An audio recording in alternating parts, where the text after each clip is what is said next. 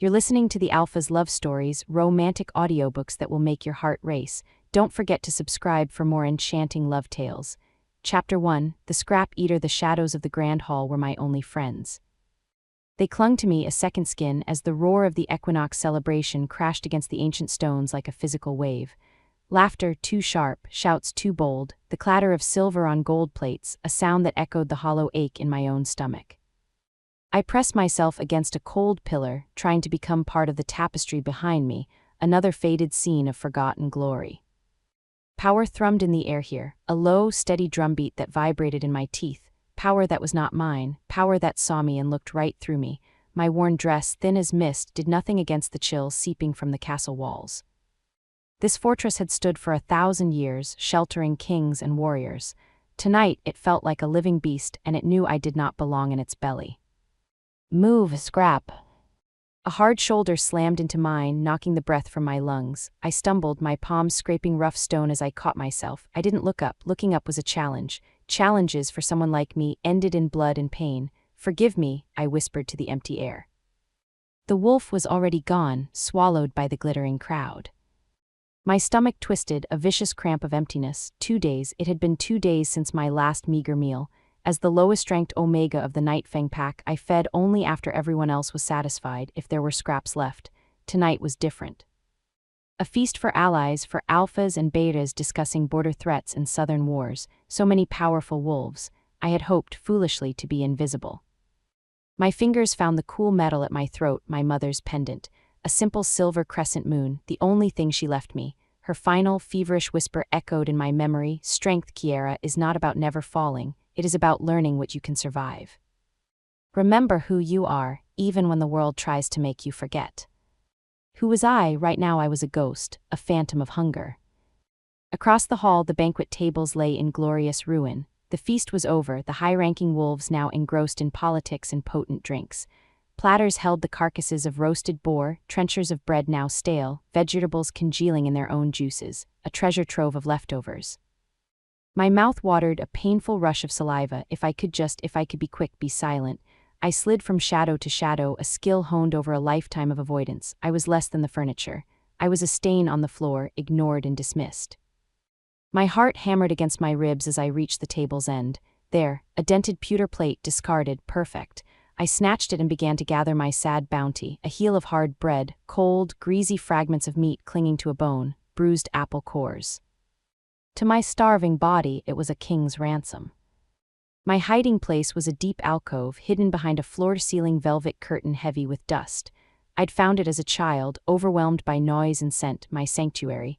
I sank to the floor, the cold stone biting through my dress, and I finally brought the bread to my lips.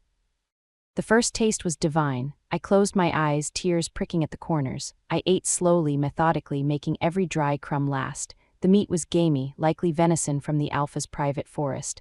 I was so focused on quieting the gnawing void inside me that I almost missed it. Almost. The noise didn't fade first, it was the silence that fell, a wave of quiet spreading out from some unseen epicenter, smothering the laughter and talk. The hair on my arms and the back of my neck stood straight up. My wolf, a dormant, cowering presence inside me, whimpered and stirred uneasily. Then the scent. Pine needles crushed underfoot, the sharp, clean cold of a mountain peak at dawn, frost on stone, and beneath it a raw, thunderous power that made the air itself thicken. It was the scent of dominance, of absolute authority. My hand froze, the scrap of meat halfway to my mouth. My blood turned to ice water. The Alpha King. He couldn't be here, not for me. I was no one, a shadow, a ghost. The silence pulsed, and with it came a new, terrifying sensation, the unmistakable, primal feeling of being hunted. Before I could move, before I could breathe, the curtain was torn aside. Golden light from the hall's great chandeliers flooded my dark corner, blinding me. I blinked up, utterly exposed, the dented plate of scraps in my hand, a damning confession. And he filled the doorway. Silas Thorn, Alpha King of the Northern Territories, sovereign of 5 allied packs, the most feared wolf in 1,000 miles. His broad shoulders blocked the light, casting his face in dramatic shadow, but I didn't need to see his expression. The sheer force of his dominance rolled over me, pressing me down into the stone floor, making my lungs scream for air I couldn't draw. His voice, when it came, was dangerously soft, a low rumble that vibrated in my very bones. What do we have here?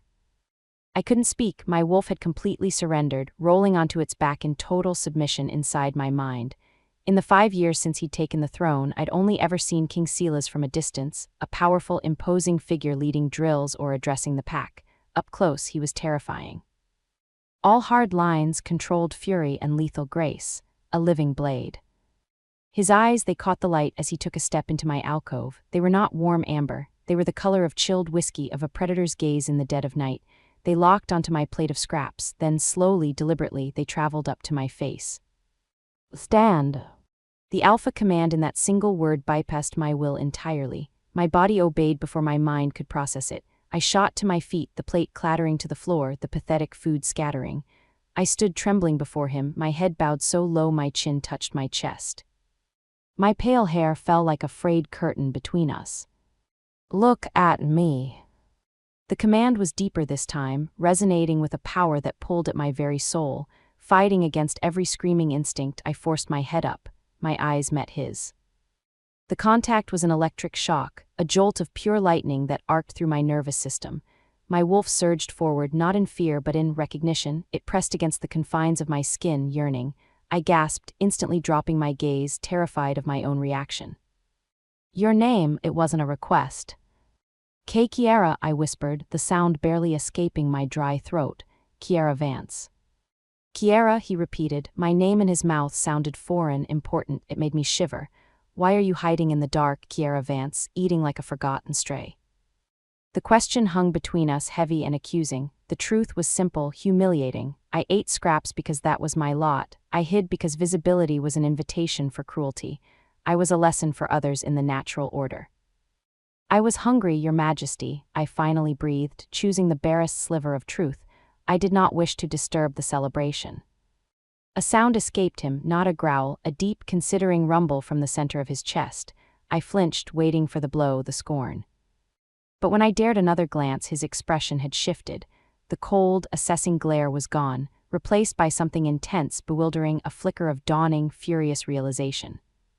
How long, he asked, his voice deceptively calm, have you been a member of my pack, Kiera Vance? All my life, Your Majesty, 23 years. And yet, he murmured, his chilling eyes scanning my face as if seeing it for the first time, memorizing it, I do not know your face. Before I could process what that meant, chaos erupted in the hall behind him. Shouts of alarm, the metallic scent of fear, sharp and sudden. The Alpha King's head snapped toward the noise, his whole body coiling into instant, lethal alertness. Sire, a guard's voice, urgent, cut through the din. The southern delegation, they are at the gates, they've arrived early and they are demanding audience now. The southern pack's enemies, the ones who had killed his father, coming now unannounced during a sacred night, this was no diplomatic visit, this was a threat. King Silas's eyes swept back to me, they narrowed, calculating, weighing me in a split second against the impending storm. For a heartbeat I thought he would simply turn and leave, forget the strange omega in the curtain, let the shadows have me back. I almost wished for it. But his hand shot out, his fingers wrapped around my wrist, not with brutality but with an iron certainty that brooked no argument. His touch was searing. Come. He pulled me from my hiding place. Your Majesty, I shouldn't, I protested weakly, stumbling after him. I'm just an omega, this is pack business. He stopped so abruptly I collided with his back. When he turned, his face was inches from mine. His scent, that powerful mix of frost and forest and fury, enveloped me. In his eyes I saw a fire I couldn't name. You are pack, he stated, each word a law carved in stone. And tonight, Kiera Vance, you are under my protection. He didn't wait for a reply, he was moving again, dragging me into the sea of wolves. The crowd parted for their king like wheat before a scythe, heads bowed in respect, then snapped up in shock and confusion as they saw me in his wake. Their stares were physical things, sharp, judgmental, hostile. What is the Alpha doing with the scrap eater? My mother's pendant felt like an anchor around my neck. Remember who you are. But who was I, if not what they all believed? As we neared the great entrance doors, he released my wrist, but then he leaned down, his lips near my ear, his breath a warm shock against my skin. Stay behind me, he murmured, the command a private thunder. Do not speak, but watch everything. The massive doors swung open. And there they were, a delegation of wolves from the Southern Coalition, standing in the courtyard torchlight like statues of malice. Their postures were aggressive, their scents acrid with hostility and something else, something rotten that made my nose wrinkle in instinctive disgust. At their center stood a man nearly as tall as Sila's, hair like dirty straw, eyes the pale, lifeless gray of a winter tombstone, a smile slithered across his face. "Alpha King Thorn," the man said, his voice slick with false honey. "How fortuitous that we find you celebrating. We simply couldn't wait to discuss the matter of the Iron River territories."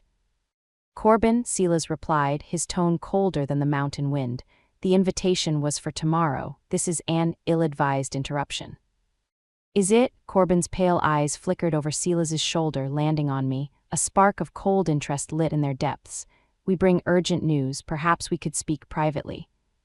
A commotion erupted from outside the gates, a clash of steel, a snarl cut short. One of our perimeter guards, bleeding from a gash on his temple, burst through a side postern door.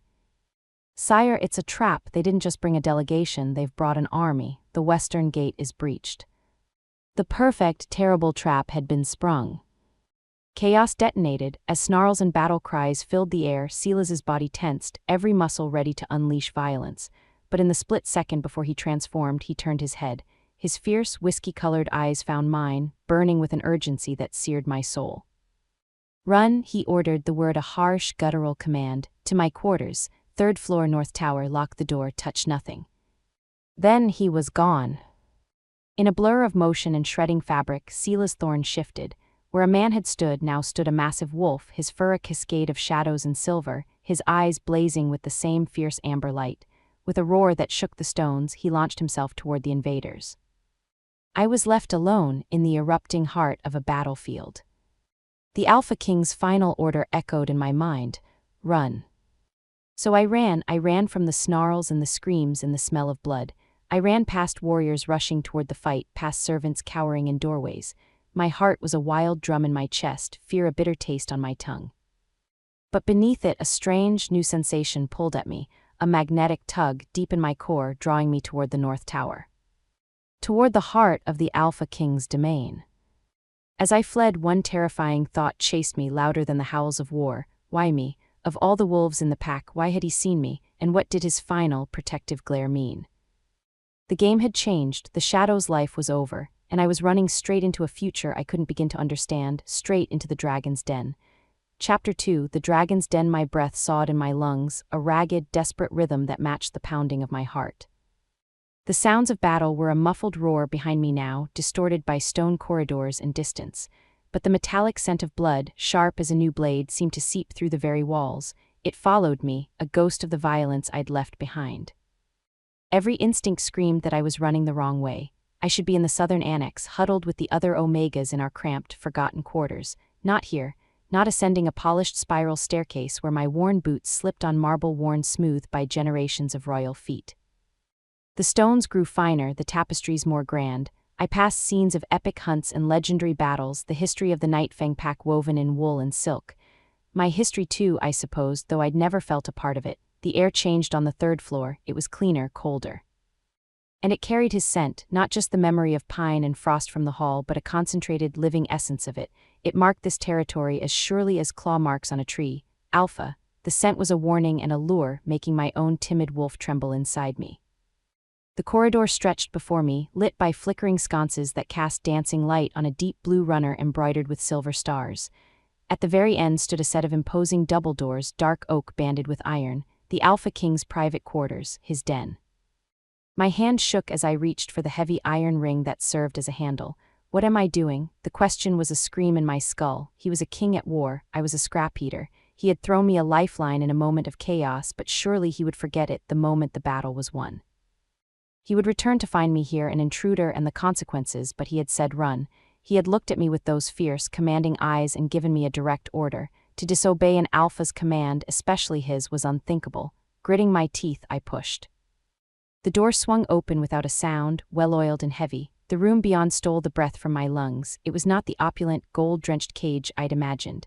It was a library, a strategy room, a sanctuary all in one. Vaulted ceilings soared overhead, lost in shadow. Walls were lined from floor to ceiling with books, their leather spines gleaming in the firelight from a hearth large enough to roast an ox. The furniture was massive, carved from dark wood, upholstered in deep burgundies and forest greens. A huge desk, its surface a chaotic landscape of scrolls and maps, dominated one side, and the windows, floor-to-ceiling arches of leaded glass, showed a breathtaking view of the moonlit mountains, their peaks jagged teeth against the indigo sky. It was beautiful, it was terrifying. I was a smudge of dirt on a pristine page. I stepped inside, the door clicking shut behind me with a finality that echoed in my soul. I turned the heavy lock, the mechanism engaging with a solid thunk, safe for now. My reflection caught me in a tall, gilt-framed mirror beside a doorway that likely led to a bedchamber. A pale, wide-eyed girl stared back, tangled hair the color of dusty wheat, a face too thin with haunted green eyes. My dress, simple gray linen, was smudged from my hiding place. I looked exactly like what I was, a frightened creature who had stumbled into a world of giants. Why did he send me here? The question became a mantra as I paced the edge of the luxurious carpet, afraid to touch anything. Protection, perhaps. Securing a vulnerable pack member during an attack was an alpha's duty, but there were dozens of omegas, pups, elders. Why single me out? What had he seen in my face besides hunger and fear? My gaze was drawn to his desk. The map spread there was of our territory, the northern reaches. But it was covered in notes, notations I couldn't decipher, circles around border outposts, arrows snaking through passes, battle plans. This was the nerve center of the coming war laid bare. I shouldn't be seeing this. A fresh wave of howls and crashes echoed up from the courtyard, faint but unmistakable.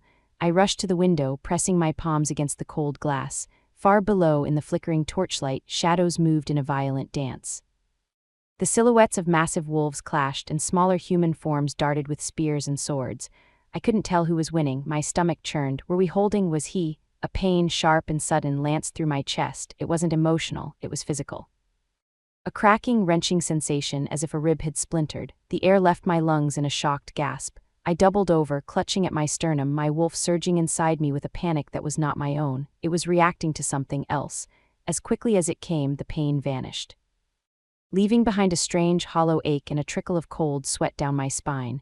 What was that? Was I ill, terrified, or was it something more? Shaken, I turned from the window. The room seemed to press in on me, full of the alpha's presence even in his absence. The worn leather armchair pulled close to the fire, a book left open on its arm, a half-empty glass of dark liquid on a side table. The sheer normalcy of it was the most unsettling thing of all. This wasn't just the lair of a warrior king, it was the home of a man. A man who read books, who stared into fires, who left tasks unfinished. Hours bled together, marked only by the gradual lessening of sounds from below. The battle was moving away into the eastern forests. A good sign, I prayed. I alternated between pacing, watching at the window, and perching on the very edge of an armchair, my body coiled tight with anxiety. Then, a sound at the door, a key in the lock. I leapt to my feet, my heart catapulting into my throat. The door opened. Silas Thorne filled the doorway. He was back in human form, but the battle was written on him in stark relief. A long, angry slash crossed his bare torso, from collarbone to ribs, still seeping crimson though the edges were already knitting together with preternatural speed. He wore only loose black pants, his feet bare on the stone. His dark hair was wild, damp with sweat and maybe blood. His breathing was deep, measured, but I could see the exhaustion in the set of his powerful shoulders. Our eyes met. That same electric shock from the alcove jolted through me, but stronger now, more certain. My wolf didn't just stir, it pushed, yearning toward him with a force that made my knees weak. The connection was a live wire humming between us in the silent room. "You're here," he said.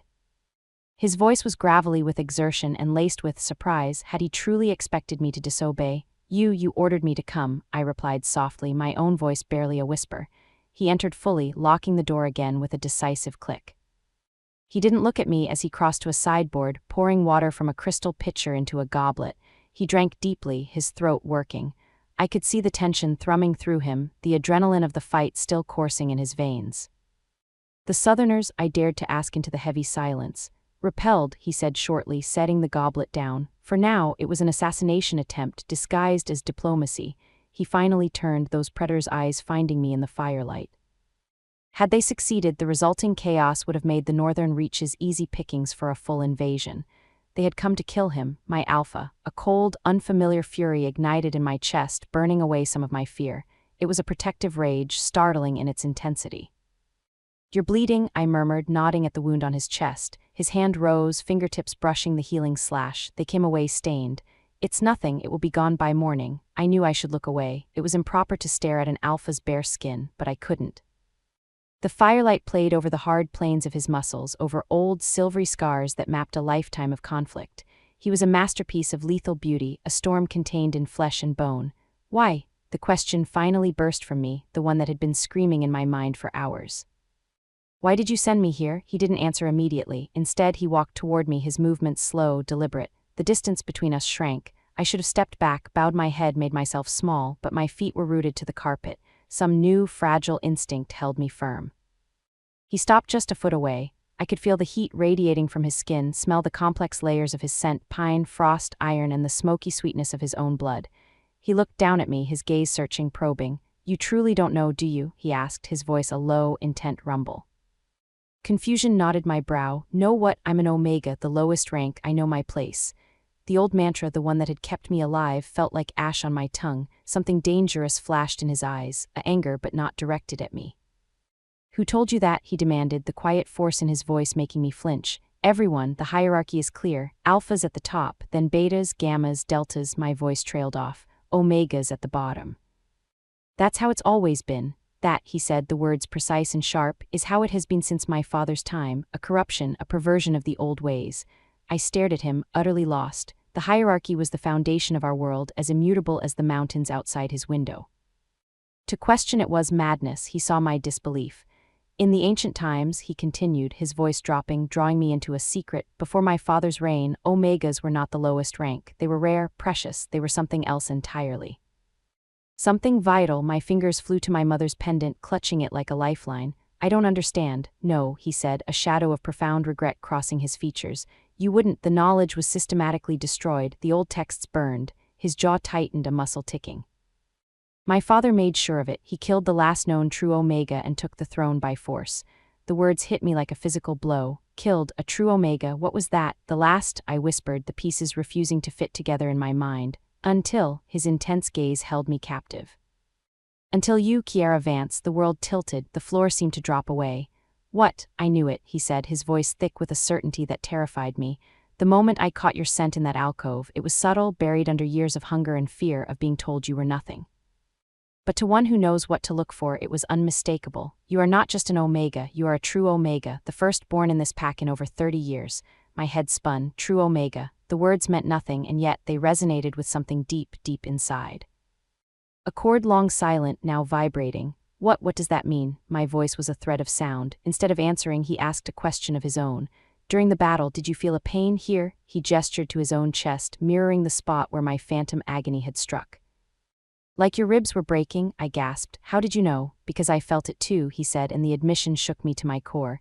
The beginning of the bond, a true alpha and a true omega, we create a balance, two halves of a whole. It's why the southern wolves want me dead. They know what would happen if I found what my father tried to eradicate, which is what? I breathed, my mind reeling. Stability, he said, the word weighty with promise, strength born of unity, not tyranny. A united North led not by terror and dominance alone, but by balance. I shook my head, the motion frantic. I still don't understand. If this is true, why has no one ever told me? Why treat me as lesser all these years? His expression darkened with a guilt that seemed decades old. Because they didn't know. My father's purge was thorough. He killed the true omegas and spread the lie, redefining the word omega itself to mean the weakest link. After he died, I began searching. Piecing together fragments of history from hidden texts, from the whispers of the oldest pack members. His eyes softened just a fraction. But I never expected to find one of you right under my nose, hiding in an alcove. Eating scraps, the weight of his words settled over me, a heavy, smothering cloak. If he spoke truth, my entire life, my identity, my suffering, my loneliness was built on a foundation of lies, a deliberate, cruel distortion. I looked up at him, this powerful, wounded, terrifying king who was telling me a fairy tale that threatened to rewrite my reality. A spark of defiance, born of a lifetime of survival, flickered in my chest. Why should I trust you? The question was out before I could stop it, bold and trembling. You didn't even know I existed until tonight. You've been my alpha for 5 years and you never saw me. A flash of pain, raw and unmistakable, crossed his face. It was there and gone, replaced by a grim resolve. A failure, he acknowledged, the word costing him. One I intend to spend a lifetime rectifying. He moved away from me to the bookshelves. His fingers trailed over the spines before settling on one, a tome bound in cracked, faded leather, looking older than the castle itself. He handled it with a reverence that was almost religious. "This," he said, bringing it to me, "is one of the few that survived, hidden by loyalists to the old ways." He opened it carefully. The pages were brittle, the ink faded. The language was an archaic form of our own, difficult to read, but the illustrations were clear. They showed a pack structure, but not as a pyramid, as a circle. At the top of the circle stood a powerful, radiating figure, true Alpha, and directly opposite, at the bottom of the circle, stood another figure, smaller, surrounded by what looked like shimmering light, true Omega. "The Alpha is strength," he explained, his finger tracing the ancient drawing.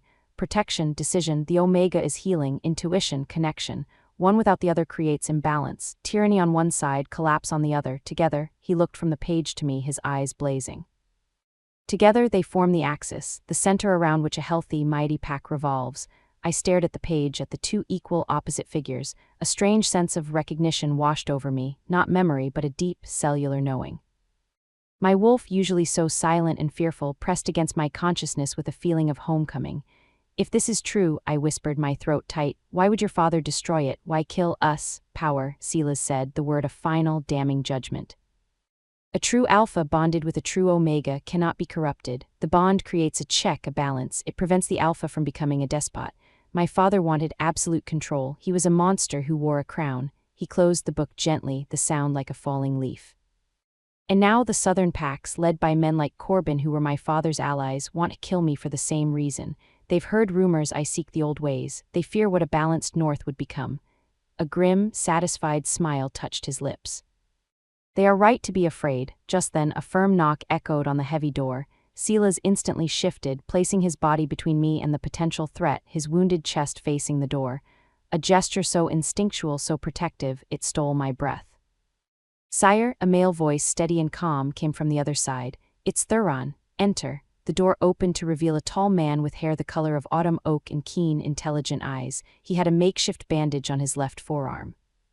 He bowed his head slightly to Silas, then his gaze found me over the Alpha's shoulder. His eyes widened, surprise and swift calculation flashing within them before his expression smoothed into neutrality.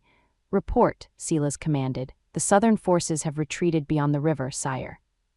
We lost 8 warriors, 23 wounded. Their losses were heavier, at least 20 dead. Corbin escaped, but 2 of his captains fell." Thuron's eyes flicked to me again, curious. "We've doubled the patrols. The celebration guests are secured in the east wing. The delegation that came to the gates all dead. We have 2 prisoners for questioning." Silas gave a short nod. "Good, post additional guards in this wing, discreetly. No one enters without my direct permission." "Yes, sire." Thuron hesitated. "The council, they are demanding an emergency session. At dawn, they are concerned about reports that an Omega was seen being escorted to your quarters during the attack. So, the rumors were flying already. Heat flooded my cheeks. I could imagine the stories, the scorn, the speculation. "The council," Silas said, his voice leaving no room for argument, "can wait until I am ready. I have more pressing matters." Thuron nodded, though concern lingered in his eyes. "As you wish." With one last, inscrutable look at me, he withdrew, closing the door softly. The silence that followed was thick, charged. The reality of my new situation crashed down. The pack was talking. The council, the most powerful wolves after Silas, were already moving against this disruption. Me. "Who was that?" I asked, my voice small. "Thuron Blackwood, my beta, my strategist. And the closest thing I have to a friend." Silas moved to the fireplace, picking up the iron poker to stir the embers. "He is loyal, but even he does not fully understand what is happening. No one does." Exhaustion, delayed and profound, finally washed over me. The adrenaline of the fight, the flight, the shocking revelations, it all crested and broke, leaving me trembling. I sank onto the edge of the armchair I'd been too afraid to sit in properly. "So," I said, looking into the flames he tended, "what happens now? What does this, true Omega, mean for me?" "For us," he turned from the fire, the flames casting his profile in sharp, golden relief. "That," he said, his gaze finding mine in the half-light, "depends entirely on you, Kiera." "On me." He came and knelt before my chair, bringing us to eye level. The gesture was so shocking, so profoundly un-alpha-like that I froze. The bond between a true Alpha and a true Omega cannot be forced, it cannot be commanded, it must be accepted, willed, by both sides. His amber eyes searched mine, not with dominance but with a stark, unnerving honesty.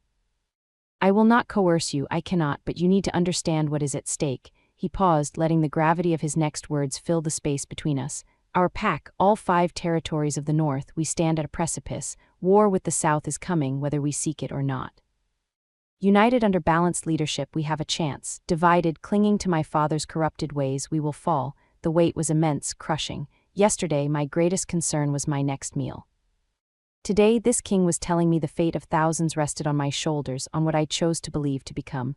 I shook my head, overwhelmed. I need time, this is too much, he nodded, rising to his feet. Of course, but time, Kiera, is a luxury we may not have. The attack tonight was only the beginning. He walked to a door I hadn't noticed, set into the bookshelves. He opened it, revealing a small adjoining chamber, a bed with clean linens, a washstand, a small fireplace of its own, already lit. You can rest here. You will be safe. I stood on unsteady legs, moving toward the offered sanctuary. On the threshold, I paused, looking back at him. Thank you, I said, the words inadequate. For telling me.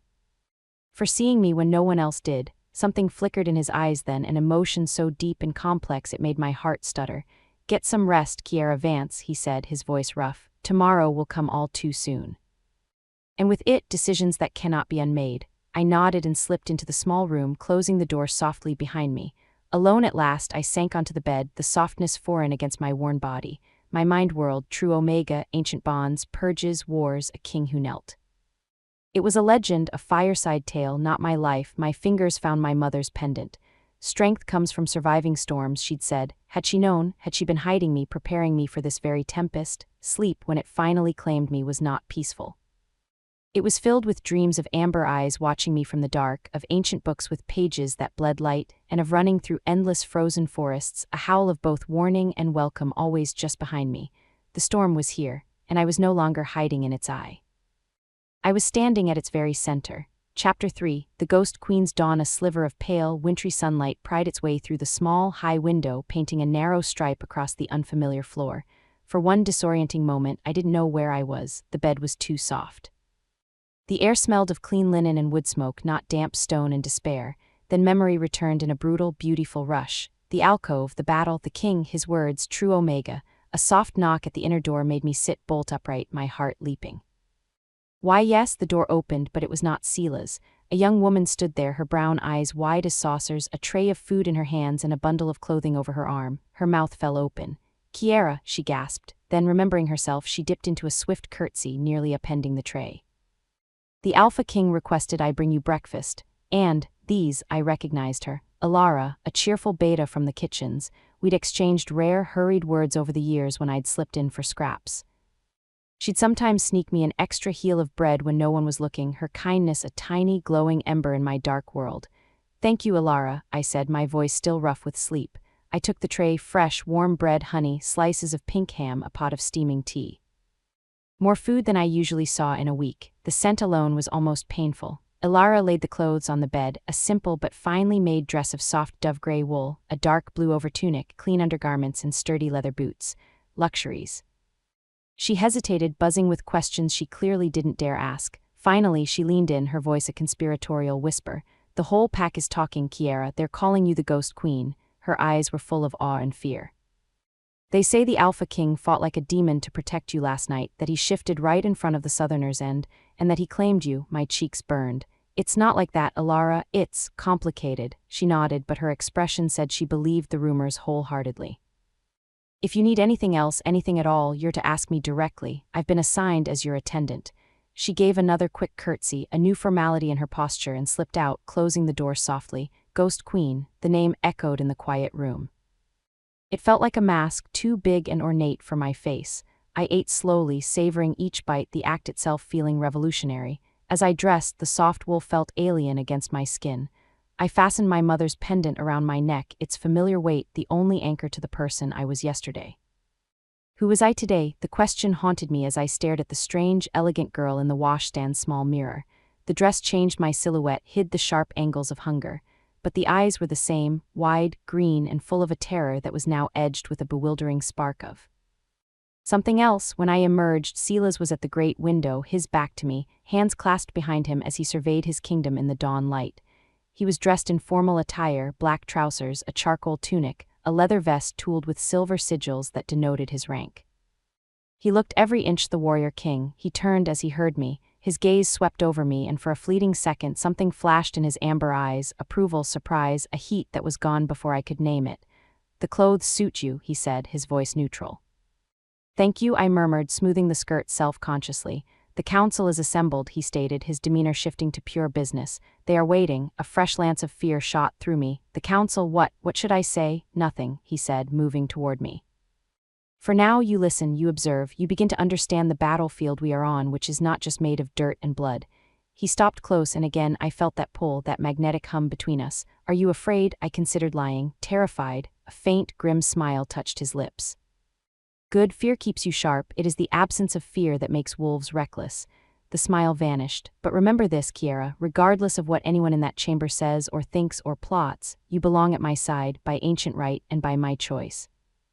Can you hold on to that truth even when they try to make you doubt it?" I touched my pendant, drawing a thin strand of courage from it. "I will try. That is all I ask." He offered his arm, a formal, courtly gesture I had only ever seen from a distance. It was an honor, a declaration. I placed my hand on his forearm. The muscle beneath was solid as rock, unyielding. A current, warm and alive, seemed to flow from his skin into mine. We left his quarters, 2 guards falling into step behind us. The walk through the fortress was an ordeal. Wolves froze as we passed, their conversations dying mid-sentence. Stares bored into my back, shock, curiosity, blatant hostility, outright disdain. I kept my chin level, my eyes forward, though every survival instinct screamed at me to cower, to make myself small. Silas moved with an impervious confidence, seemingly oblivious to the stir we caused. The council chamber was on the 2nd floor, behind doors of carved oak depicting the great wolf Fenrir beneath a crescent moon. The guards bowed and swung them open. 12 wolves sat around a massive circular table of polished black wood. The air was thick with power, ambition, and a tension you could taste. They were the leaders of the Night Fang Pack and its allied territories, war-scarred commanders, shrewd diplomats, stern lore-keepers. Their combined presence was a weight, but none could match the raw, contained dominance of the man beside me. An older woman with silver hair swept into a severe braid rose, her eyes, sharp as flint, fixed on me with unnerving intensity. "My king."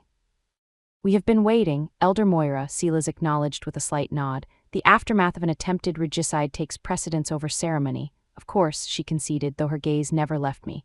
"And this is Kiera Vance," Silas said, his voice taking on a formal, resonant quality. "Daughter of the Night Fang Pack, daughter of Liana Vance, deceased." He guided me to the empty chair at his right hand, the seat of honor. A murmur rippled around the table. I sat, feeling the weight of their collective stare. For an hour, I listened as they dissected the attack. Breaches in security, casualties, the clear inside knowledge the Southerners had possessed. A traitor was among us. The name was unspoken, but it hung in the air like poison. Finally, Elder Moira turned the conversation to the subject they were all burning to address.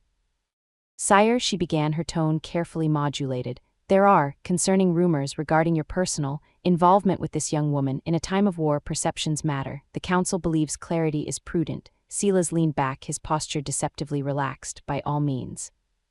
Seek your clarity." A grizzled warrior with a scar across his bald scalp spoke next, his voice a gravelly rumble.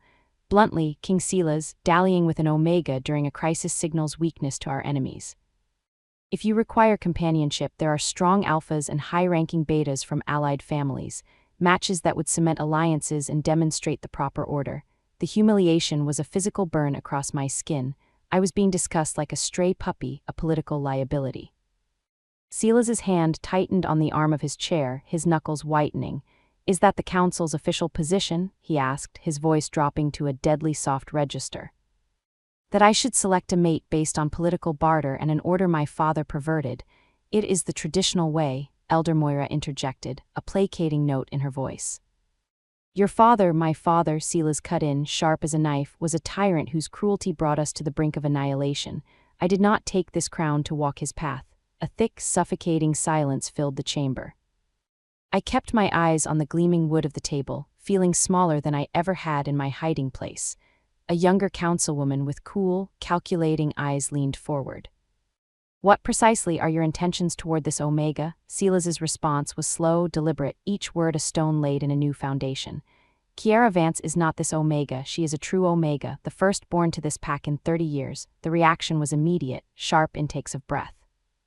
A dropped goblet clattering, disbelieving murmurs. Elder Moira paled. "That is impossible," she breathed. The bloodlines were purged. Not all, Silas said. Her mother hid her nature, even from Kiera herself. He stood, commanding the room's full attention.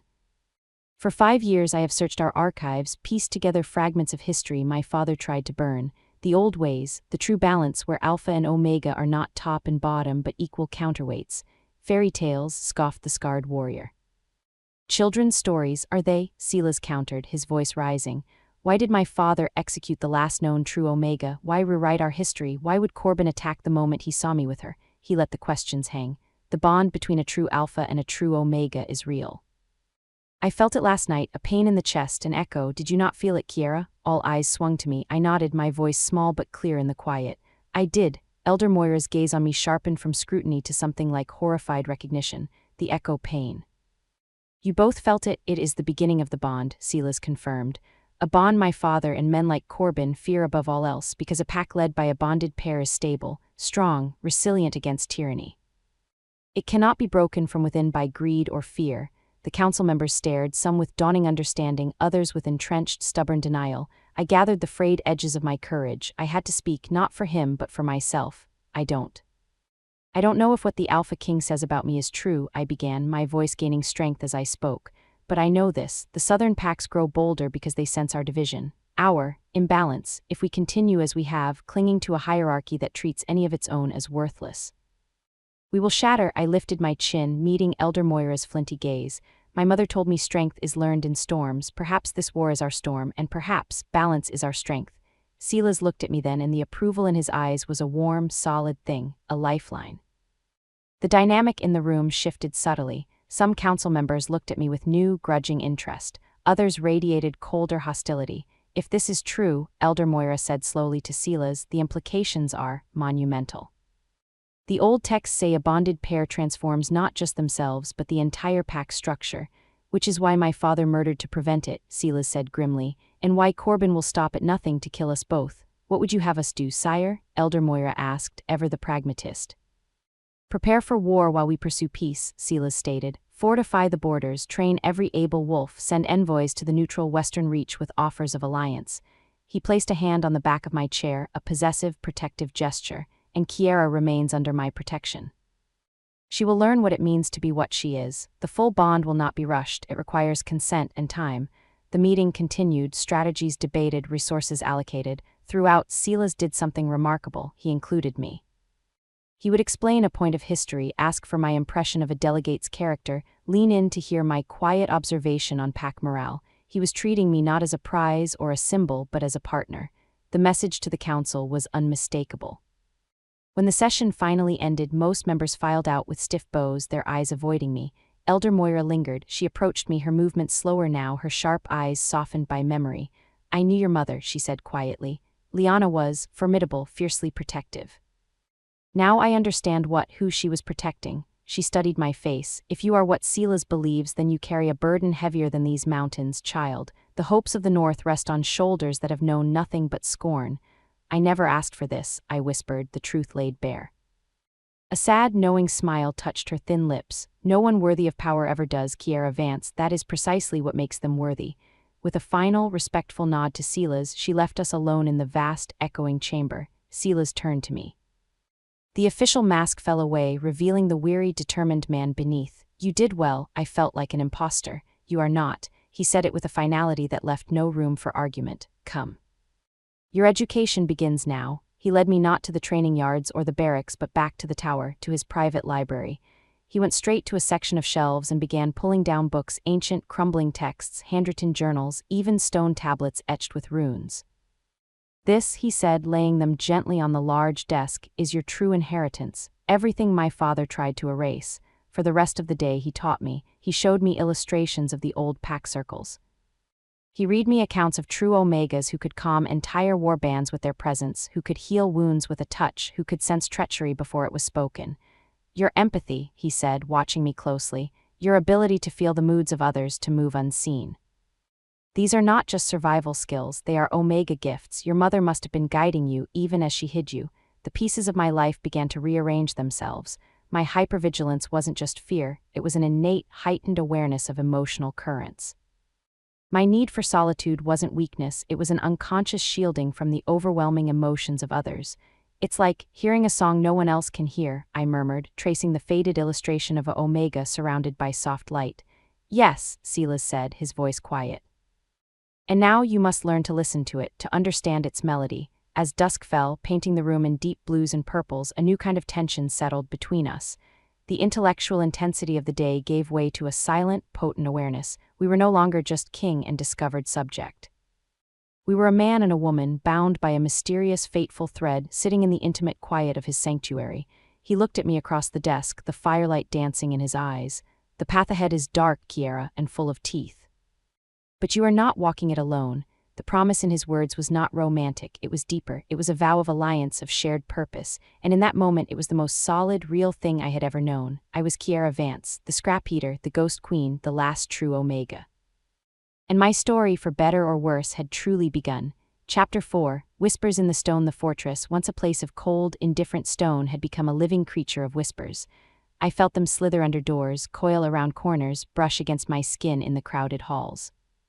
The stares were no longer just shocked, they were calculating, weighing, dissecting. Ghost Queen, they called me, some with a strange, hesitant awe, most with a bitter, resentful suspicion. My new quarters were not the small adjoining room but a proper suite next to Silas's, connected by a private, soundproof door. It was elegant, spacious, and felt like a gilded cage. My few possessions, a spare dress, a hairbrush, my mother's pendant, looked lost and pathetic on the polished mahogany dresser. Ilara, now my permanent shadow, tried to fill the space with flowers and cheerful chatter, but her own nervous energy was a constant hum I could feel. They say you can command the king's will with a glance, she whispered one morning as she laced my new gown, this one a deep emerald green, that you're a spirit from the old forests come to bewitch him. I met my own tired eyes in the mirror. I'm just a woman who was hungry, Ilara. Nothing more, but that was the lie now, wasn't it? My days fell into a strange, intense rhythm. Mornings were spent in the archives with Silas, my education in the old ways, a frantic race against an unseen clock. The more I learned, the more a deep, resonant certainty settled in my bones. The circle, the balance, it felt right. It explained the hollow ache I'd carried all my life, the sense of being a cog from a different machine, forced into a broken wheel. I discovered my empathy was more than just reading moods, it was a tangible sense. If I focused, I could feel the emotional landscape of the fortress, pockets of fear like cold drafts, simmering anger like heat from a stove, rare glimmers of hope like candle flames. It was overwhelming, deafening. You must learn to filter it, Silas instructed, his presence a steady, calming anchor in the storm of sensations. Build walls, not to block it out, but to choose what you let in. He taught me techniques, breathing exercises used by ancient seers. It was mental combat, harder than any physical fight. Afternoons were for a different kind of training. In a secluded, walled courtyard, I met Thuron, the beta. If Silas was the stern professor, Thuron was the pragmatic drill sergeant. They will come for you, he said bluntly on our first day, his arms crossed as he looked me over, not with judgment but with a strategist's assessment. Corbin's assassins, or perhaps even wolves within our own walls who fear what you represent, you do not need to be an alpha to survive. You need to be clever. He started with the basics, how to fall without breaking bone, how to use my smaller size to slip holds, where to strike with the heel of my hand or the point of an elbow to create an opening to run. Your greatest weapon, he said, parrying my clumsy lunge with effortless grace, is what you feel. You sensed my move before I made it, didn't you? I had. A flicker of focused intent in his emotional field a split second before his body moved. Yes, that is your edge, use it, predict. Evade, a rare, grim smile touched his lips. The ghost queen should be able to disappear, even in plain sight. It was grueling and I was covered in bruises, but a new kind of strength, a sinewy, resilient confidence began to weave itself into my spirit, and through it all there was Silas. Our bond, that mysterious connection, was a living thing between us. It wasn't spoken of, but it was felt. The echo pain returned twice more, always when he was in danger during a border skirmish, a sudden, sharp cramp in my side that left me gasping. Once, during a particularly tense council meeting, a wave of his frustration and impatience washed over me so strongly I had to grip the table to steady myself. We spent evenings in his study, often in silence. He would work on dispatches, and I would read, the crackle of the fire and the scratch of his pen the only sounds. It was in these quiet hours that I saw the man behind the crown, the weight of responsibility that bowed his shoulders. The grief for his father's victims, which he carried like a cloak, the fierce, unyielding determination to fix what was broken. One night, as a sleet storm rattled the window panes, I broke the silence. Do you ever wish you hadn't found me? That things could have stayed simple, he looked up from his map, his amber eyes reflecting the fire. No, he said without a moment's hesitation. The rot was always there, festering. You are not the cause of the storm, Kiera.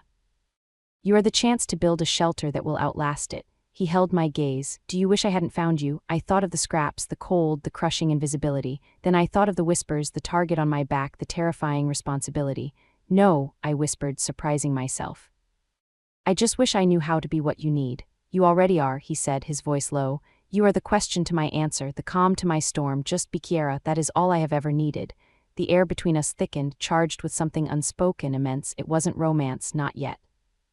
It was a recognition so profound it vibrated in the very marrow of my bones. My wolf, awake and aware now, pressed softly against me, content, at peace. That fragile peace shattered 3 weeks after my discovery. I woke in the dead of night, my throat sealed shut by a silent scream. My chest was on fire, a burning, tearing agony that was not my own. I scrambled from bed, clutching at my nightgown, gasping for air. Visions flickered behind my eyes, flashing steel, snarling fangs, the cold gleam of river water under a moonless sky. Sila's, I didn't think, I ran. Barefoot, clad only in thin linen, I flew through the private door into his chamber. It was empty, the bed untouched. The bond was a taut, screaming wire in my soul, pulling me downward, outward. I raced through the sleeping fortress, down staircases, past drowsy guards who jolted awake at the sight of the wild-eyed ghost queen in her nightclothes. No one stopped me. I burst into the main training yard, the frozen gravel biting my feet. Chaos, torchlight danced over a scene of violence. Sila's inhuman form stood in the center, shirt torn, a long, bloody gash across his ribs. 5 unfamiliar wolves, their scent southern, sour with malice, lay dead or dying around him. His personal guard had 3 more pinned. The air reeked of blood and river mud. Thuron was at his side, pressing a cloth to the wound. Crossed the Blackwater in the dark, silent, professional, they were heading straight for the keep. Silas's head snapped up as I skidded to a halt. His eyes, blazing with battle fury, met mine. In them I saw my own terror reflected and then a shock of understanding. You felt it. You're hurt, I choked out, rushing forward. The guards parted for me. It's nothing, he gritted out, but his face was pale. Kiera, you shouldn't be here. I ignored him. My hands, acting on an instinct older than thought, reached for the wound. As my fingers hovered over the bleeding slash, a strange warmth bloomed in my palms.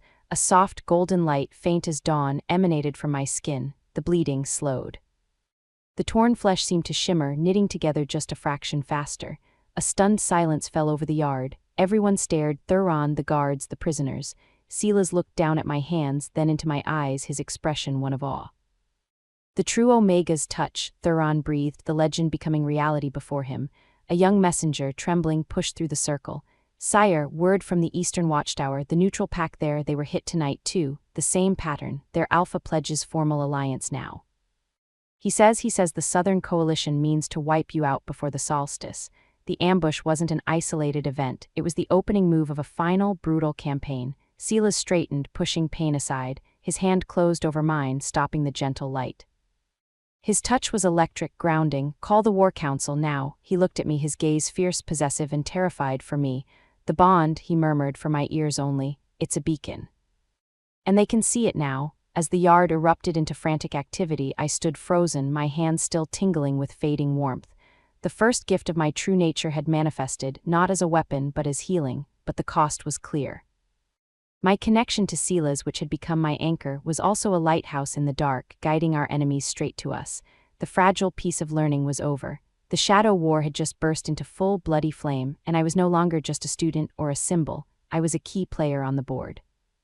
And Corbin's next move, I knew with a cold, empathic certainty, would be to remove me from it, permanently. Chapter 5. The poisoned well. The air in the War Council chamber was thick enough to choke on. Smoke from the hearth and the scent of cold fear coiled around the maps spread across the table.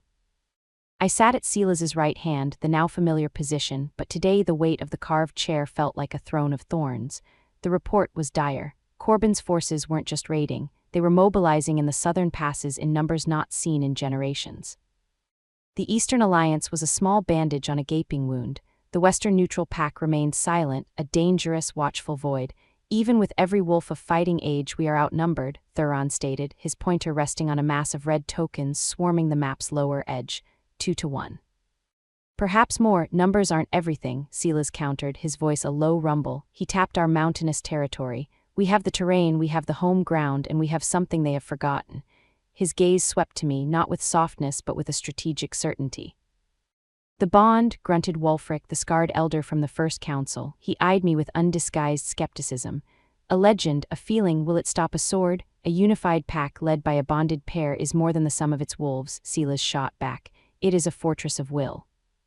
But a partial bond, he let the implication hang. It was our shared, unspoken vulnerability, powerful yet incomplete, a door left ajar. The debate raged, fortify the passes, lure them into a killing box, make a desperate strike at Corbin's own camp. Through it all, I listened, but I also felt.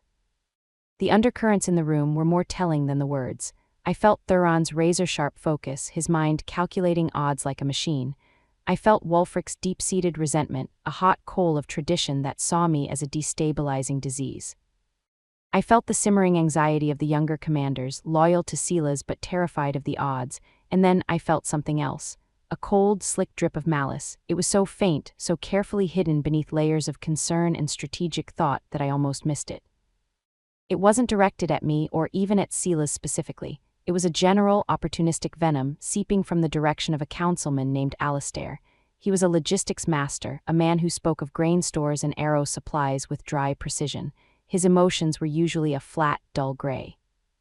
Now there was a black thread woven through them, satisfaction. My head snapped up, my eyes finding his. He was nodding along to a point about fortifying the granaries, his expression thoughtfully grave, but that sliver of cold triumph, it was there. The western granary is most vulnerable, Alistair was saying, his voice calm. If we shift the reserves from the northern storehouse, we consolidate our resources, but it becomes a single target, a risk we must weigh, a logical point, a sensible point, but my blood ran cold.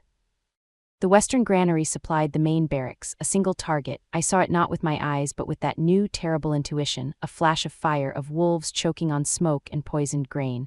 Poison, the word exploded in my mind. It wasn't just an attack he foresaw, it was the method. The malice wasn't just about our defeat, it was about a specific, insidious act. I didn't think, I acted on pure instinct.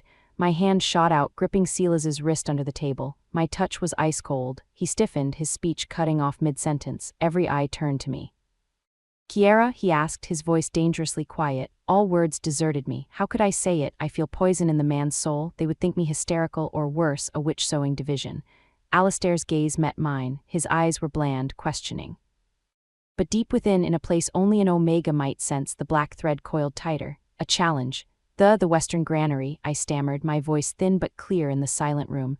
I forced myself to look away from Alistair to address the table. Consolidation is wise. But what if the threat isn't just theft or burning? I took a shuddering breath, channeling my mother's remembered strength. What if the target isn't the grain itself, but the wolves who eat it? A beat of stunned silence. Then Wulfric scoffed. Poison, in the stores of the Nightfang? Impossible. Our stewards are loyal, are they? I pressed, the vision of choking, convulsing wolves giving me a desperate courage. Corbin doesn't just want to defeat us in battle, he wants to break us from within, to make us fear our own bread. My eyes flickered, against my will, toward Alistair.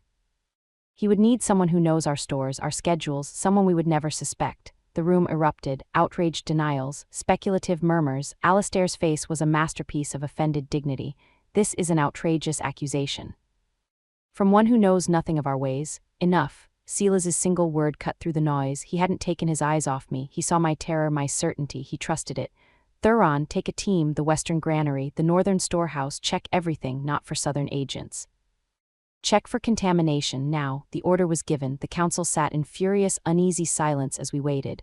Alistair fumed, a portrait of wounded integrity. But that black thread in his emotional aura, it was fraying now. Fraying into something sharper, fear. An hour later Thuron returned. His face was grim as granite. In his hand he carried a small, unmarked clay jar. He placed it on the map, right over the symbol for the western granary. Wolfsbane, Thuron said, the word dropping like a stone into a well, ground to dust, mixed with the rye flour in 3 separate sacks. A slow-acting variant, it would have taken days for the symptoms to show, weakness, tremors, then paralysis of the heart. He looked directly at Alistair. The sacks were from the last shipment you authorized. The one you insisted be fast-tracked to the western store. The silence that followed was absolute, deadly. Alistair shot to his feet, his chair screeching. This is a setup. The Southerners must have infiltrated the supply line after my inspection. Or she, he pointed a shaking finger at me. The Ghost Queen whispers in our king's ear and conjures traitors from thin air, but the evidence was on the table, and the fear in his scent, the panic in his eyes, it was the final confession. Silas rose, he didn't shout, he didn't snarl. The quiet force of his rage was more terrifying than any explosion. "Take him," he said, his voice colder than the mountain peaks. "To the black cells, find out who he was speaking to." How deep this rot goes. As guards seized the sputtering, betrayed Alistair, the council watched in horrified shock, a trusted elder, a poisoner. The southern reach was longer, more intimate than any of them had feared. When the door closed behind the traitor, all eyes turned to me. The skepticism, the hostility, it was still there, but now it was mixed with a new, unsettling emotion, awe-tinged fear. I had seen what no scout, no spy could see. I had sniffed out a venom in the soul. Silas placed a hand on my shoulder, a solid, grounding weight. "The true Omega's gift," he announced to the room, his voice resonating with vindication. "Not just healing, but sight, the sight that protects the pack from the rot within." He looked down at me, and in his eyes I saw no triumph, only a profound, weary relief. "You have saved hundreds of lives today, Kiera," but as the council dispersed, shaken to its core, I felt no victory, only a deeper, more chilling dread. I had uncovered one snake, but the grass was still full of whispers. Corbin's real game was now horrifically clear. He wouldn't just meet us on the battlefield. He would turn our home into a house of mirrors and knives where every shadow could hold a traitor and every bite of food could be a last meal. The war wasn't just at the gates. It was in our bread, in our counsel, in our trust. And my newfound sight, it seemed, was the only light in a rapidly darkening labyrinth, a light that every hidden enemy would now be desperate to extinguish. Chapter 6, The Echo in the Dark. The discovery of the wolfsbane was a stone thrown into a still pond. The ripples spread through the fortress as paranoia, a cold and creeping vine. Whispers grew louder, but now they were fractured, some of newfound awe for the seer queen, others of darker suspicion. If she can sense a traitor's heart, what else does she see in ours? My life became a guarded procession. I was never alone. Ilara was my constant daylight shadow, Thuron or one of his hand-picked guards my nighttime sentinels. Training intensified. Thuron no longer just taught me to escape. He taught me to identify threats in a crowd, to sense the shift in intent that preceded an attack. My empathic senses, once a bewildering flood, were being honed into a precise, terrifying instrument. Silas was a storm contained. The attempt on the granary, the betrayal so close to his inner circle, had forged his resolve into something diamond-hard and cold. Council meetings were now brutal affairs. He trusted no one's word without triple verification, except, it seemed, mine. Our evening hours in his study were the only sanctuary. The world outside those oak-paneled walls was a chessboard of lies and impending violence, but in here, there was a fragile, breathing truth. We spoke less of history and more of the present, the morale of the warriors, the fear in the kitchens, the glimmer of hope my vision had sparked among the common pack members, those who had also suffered under the old, rigid hierarchy. One such evening, a week after the poisoning plot was uncovered, the bond flared again. Not with pain, but with a sudden, profound surge of loneliness, a deep, ancient ache of isolation that was so sharp it made my eyes sting. It came from Silas, who was standing at the window, a silent silhouette against the starless night. He didn't know I could feel it. He kept his emotions shielded behind a wall of control as thick as the fortress stone. But the bond, this living thread between us, betrayed him in that unguarded moment. I set my book down, the words blurring. "You carry it all alone," I said softly, not a question. He didn't turn. "It is the weight of the crown. It's the weight of the past," I corrected, my voice barely above a whisper. "Your father's legacy, the blood he spilled, the lies he planted. You're trying to dig out the rot with your bare hands, and you're afraid you've inherited some of it." He went utterly still. The silence stretched, taut as a bowstring. When he finally spoke, his back still to me, his voice was raw. "When I was 12, he made me watch the execution of the last true Omega, an old woman named Ilara." He paused, and the pain in that pause was a physical thing in the room. "She looked at me, just a boy trembling behind his monstrous father, and she didn't look afraid, she looked sorry for me.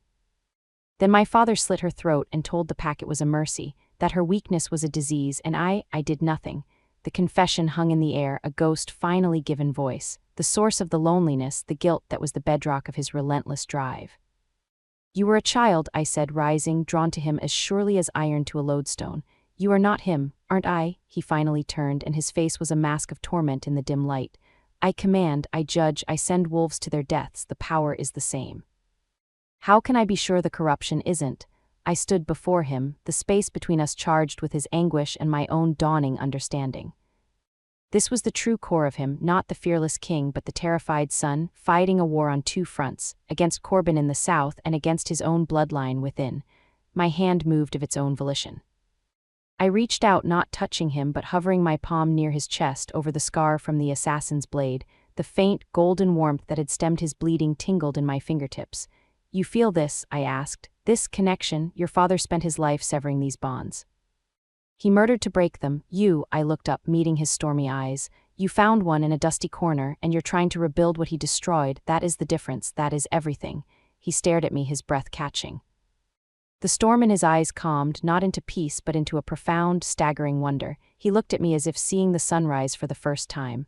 Slowly, as if moving through deep water, his hand came up. He didn't take my hovering hand. Instead, his fingers brushed a stray lock of hair from my cheek, the touch so gentle it sent a shockwave through my entire being. His calloused fingertips traced the line of my jaw, a gesture of reverence and discovery. "You see the shadow in me," he murmured, his voice a rough caress. "And you do not flinch." "I see the light fighting it," I breathed. "That is what matters." In that suspended moment, the bond wasn't a theory from a dusty book. It was a palpable force, a humming bridge of shared vulnerability and fierce, protective understanding. It wasn't about dominance or submission. It was about seeing and being seen in the most terrifyingly complete way possible. The moment was shattered by a frantic pounding on the outer chamber door. We sprung apart, the real world crashing back in. Thuron entered, his face etched with fresh urgency. "Sire, Kiera, the prisoners, Alistair and the steward we captured. What of them?" Silas's voice was back to its commander's edge. "Dead," Thuron said flatly. "In their cells, no marks, no sign of struggle. Their water was tainted with a different poison, swift, silent. Someone inside our walls silenced them before they could talk further." A cold deeper than any mountain winter seeped into my bones. The traitor we caught was just a branch.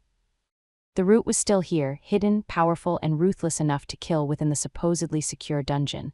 Silas's face hardened into a mask of icy fury. "The rot is deeper than we imagined," Thuron nodded, "and Corbin's main force has been sighted on the move. They'll be at the Blackwater crossing in 3 days." War was no longer coming. It was here, and we were marching to meet it with a knife at our backs. Silas turned to me. All softness was gone, replaced by the alpha, the strategist, the king with a kingdom to save. "There is no more time for quiet learning, Kiera. You must be ready." "For what?" I asked, though a part of me already knew. "For everything," he said, his gaze holding mine, a promise and a warning in one. The final bond between true Alpha and Omega was a source of immense strength for the pack. But the process of completing it requires a ritual, a sacred public declaration under the moon. It leaves both participants vulnerable. "Open," my blood ran cold. "A target, the ultimate target," Thuron confirmed grimly. "If Corbin knows the old lore, he'll be waiting for that moment.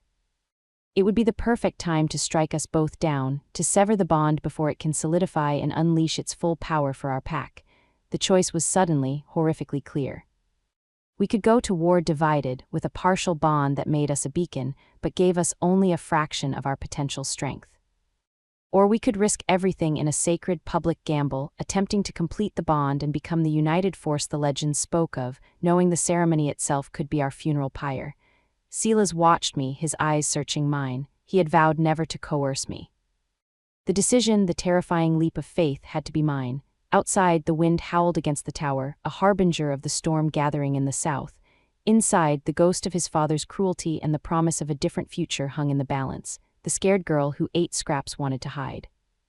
The ghost queen who saw poison in a man's soul knew hiding was no longer an option. I looked from Silas's resolute, weary face to Thuron's pragmatic grimness and down at my own hands that could sense malice and spark healing. The path was laid before me, fraught with shadow and blade. I took a deep, shuddering breath, my fingers finding my mother's pendant. "Tell me about the ritual," I said, my voice not trembling. "Tell me what we have to do." Chapter 7, the price of balance. The weight of my decision pressed down on me, denser than stone, colder than the mountain air whistling through the arrow slits. In the 3 days since the prisoners' silent deaths, the fortress had become a clenched fist. Every face was a mask, every whisper was suspect. The poisoner, the jailer, the killer in the dark, they were still among us, a phantom limb of Corbin's malice. Silas threw himself into war preparations with a feverish intensity. Maps were updated by the hour. Messengers came and went, their boots muddy with urgency. The forges blazed day and night, the rhythmic clang of hammers a frantic heartbeat. He was preparing for a battle on 2 fronts, the army massing at the Blackwater, and the enemy within our walls whose face we did not know. He kept his distance from me, not from coldness but from a fierce, almost painful protectiveness. Our bond hummed with a new tension. His fear for me was a constant, low-grade ache in my own chest. He knew the target on my back had grown tenfold. The seer queen who had uncovered the poison plot was now the linchpin in a desperate, ancient gamble. My own preparation was of a different sort. With Thuron as a relentless tutor, I learned not just to fight but to see the fight before it began. We practiced in the empty, echoing great hall. "He will come for you during the ritual," Thuron said, circling me, his movements fluid and silent. "Not with an army, with a single, perfect strike, an arrow from the dark, a blade in the crowd. Your gift is your warning system. Feel for the intent to kill. It is different from anger, from fear. It is a cold, focused point." I closed my eyes, trying to mute the overwhelming buzz of the fortress's fear and anticipation. I sought that specific flavor of malice. It was like trying to hear a single discordant note in a roaring symphony. "He will mask it," Thuron continued, his voice a calm drone in my ear. "He will be a master of control, so you must feel for the absence, the void where emotion should be, the perfect, dead calm of a predator before the pounce." It was maddening, elusive work, but I had no choice but to learn. The night before Corbin's forces were due to reach the crossing, Silas finally sought me out. I was in the archives, staring at an illuminated page depicting the bonding ceremony, two figures, Alpha and Omega, bathed in moonlight at the center of a stone circle, surrounded by the entire pack. He entered silently, a shadow with amber eyes. He looked older, the weight of the coming days etched into the lines of his face. "The ritual is called the joining of sun and moon," he said, his voice rough. He didn't touch the book, he knew its contents by heart. "It must take place at the high point of the lunar cycle, in the sacred circle in the Heartwood Grove. The pack bears witness. There are vows, an exchange of blood, not in violence but in promise. It is a surrender of individual walls. To become one channel for the pack's spirit." "It sounds beautiful," I whispered, tracing the golden light around the Omega figure. "It is terrifying," he countered, his gaze burning into me. "For those few minutes, as the bond snaps fully into place, our defenses are gone. Our wolves merge completely. We are one soul in two bodies. We would feel every wound, every joy, every thought of the other magnified, and to the pack, our joined presence would be like a beacon of pure stability. It would heal frayed nerves, sharpen dulled senses, unite fractured wills." He paused. "But during that fusion, we are blind and deaf to the outside world. We are nothing but the bond, the perfect moment for an assassin." "What happens after?" I asked, my throat tight. "If we survive the joining, then we lead," he said simply. "Not as king and queen on a dais, as the living heart of the pack. The bond allows us to sense the pack's health as if it were our own body, to strengthen the weak links, to calm the frenzied. To guide with a certainty that comes from being truly whole." The promise was so vast it was dizzying. A cure for the sickness his father had introduced, the weapon we desperately needed. And if we don't do it, I already knew the answer. We fight a conventional war, outnumbered. With a traitor in our ranks, our chances— He didn't finish. He didn't need to. I looked away from the hopeful illustration out the window at the gathering dusk. "The pack is divided. Many still see me as a disruption, a witch. They will not stand witness for Ghost Queen. They will stand witness for their Alpha King," he said, a steel edge returning to his voice. "And they will see what I see, or they will leave." He came to stand beside me, following my gaze. "But you are right. The ritual requires the pack's energy, their collective will. If they are fractured in spirit, the bond will be weaker, more unstable." A new, chilling thought occurred to me. That's what he wants, isn't it? Corbin, or the traitor here, they don't just want to stop the joining. They want to sabotage it, to make it fail in front of everyone, to prove that the old ways are dead, that I am a fraud, that you are a fool. It would shatter morale completely. Silas's jaw tightened. He hadn't considered that angle. The cold strategist in him recognized its brutal logic. Yes. That would be a more elegant victory for them, to make us destroy our own hope. The complexity of the trap was staggering. We were walking into a spiritual ambush. "We need to find the traitor before the ritual," I said, the words tasting like ash. "Or this is all for nothing." "We have 3 days until the full moon," Silas said. "Thuron is turning the fortress inside out, but this wolf is a ghost. They have proven that." An idea, desperate and dangerous, sparked in my mind. It drew on my oldest skill, the art of being invisible. "Then we must make the ghost show itself." He turned to me, his eyes narrowing. "How?" "The ritual is the bait," I said, the plan forming with a terrifying clarity. "We announce it, publicly, we make a show of preparing for it. The traitor will have to act to either kill us before or sabotage the ceremony itself. Their fear of a successful joining will force their hand. It's too dangerous. You're offering yourself on a platter." "I am already on the platter, Silas." The frustration burst out of me. The only choice is whether we wait for the knife to fall in the dark, or whether we choose the moment and force the hand holding it. He stared at me, a storm of conflict in his eyes, the alpha who wanted to lock me in the highest tower ward with the king who knew this was our only viable move. You would have to be the perfect decoy, he finally said, his voice gruff, visible, vulnerable, but guarded in ways they cannot see. Thuron can see to my visible guards, I said, and you will have to seem distant, preoccupied with the army. We must sell the lie that we are rushing this, that we are desperate. It is not a lie, he murmured, his hand coming up to almost touch my cheek again before clenching into a fist at his side. We are desperate, the plan was set, a terrifying, high-stakes gambit. The next morning, Silas stood on the fortress's main balcony and addressed the assembled pack. His voice, amplified by the stone courtyard, rang with a fervor that was partly real, partly performance. The southern wolf is at our door, he brings fire and steel. But he also brings the shadow of the past, the tyranny my father wielded. He paused, letting his words sink into the fearful crowd. We will not meet that shadow with more darkness. We will meet it with the light our ancestors intended. He turned, his arm sweeping toward where I stood, flanked by Thuron and Alara. Behold Kiera Vance, not a ghost but a living spirit of the old ways, a true Omega, returned to us. In 2 nights under the full moon we will complete the ancient joining in the Heartwood Grove. We will become the shield and the heart of the North. Let every loyal wolf bear witness. Let our united will forge a bond that will break Corbin's army against us like water on stone. The reaction was a turbulent sea, gasps, cheers from some, muttered curses from others, confusion from most, but the hook was set, the bait was dangling. As I stood there feeling the torrent of their emotions, hope, skepticism, hatred, awe, I scanned the crowd. My empathic senses stretched out, a fragile net cast into a stormy ocean. I was looking for the void, the dead calm, the hidden knife in the cheering crowd. And for a fleeting second I thought I felt it, a chilling patch of nothingness right in the middle of a group of stone-faced elders, but then it was gone, swallowed by the surge of the crowd. The ghost had felt my search, and it had retreated deeper into the shadows. The game was now in motion. The clock was ticking down to the full moon, and somewhere in the fortress a traitor was watching, planning, and waiting for the perfect moment to sever our hope at its root. Chapter 8, The Ghost in the Crowd. The announcement was a lit fuse, sparking a frenzy of activity and anxiety. The fortress became a stage, and we were all players in a deadly drama. Preparations for the joining were everywhere, garlands of winter ivy and silver moonflowers woven by the elders, the sacred stones in the Heartwood Grove cleansed and anointed, warriors drilling not for battle but for the ceremonial guard formations. And through it all, I played my part. The visible, vulnerable queen-to-be. I walked the battlements with Alara, openly gazing south toward the unseen enemy. I visited the healing wards, offering quiet words and a touch that brought fleeting comfort, letting my healing light be seen by many. I was a symbol on display. Every public moment was a calculated risk, a flutter of the bait. Silas played his role with a brutal conviction. He was the alpha consumed by war. He barked orders in the strategy room, pored over troop movements, and spoke to me only in brief, formal exchanges in public. The warmth of the study, the shared confessions, were gone. It was a necessary lie, but it carved a hollow ache in my chest that had nothing to do with the bond. I felt his torment through it, the agony of having to treat me as a strategic piece rather than the anchor I had become.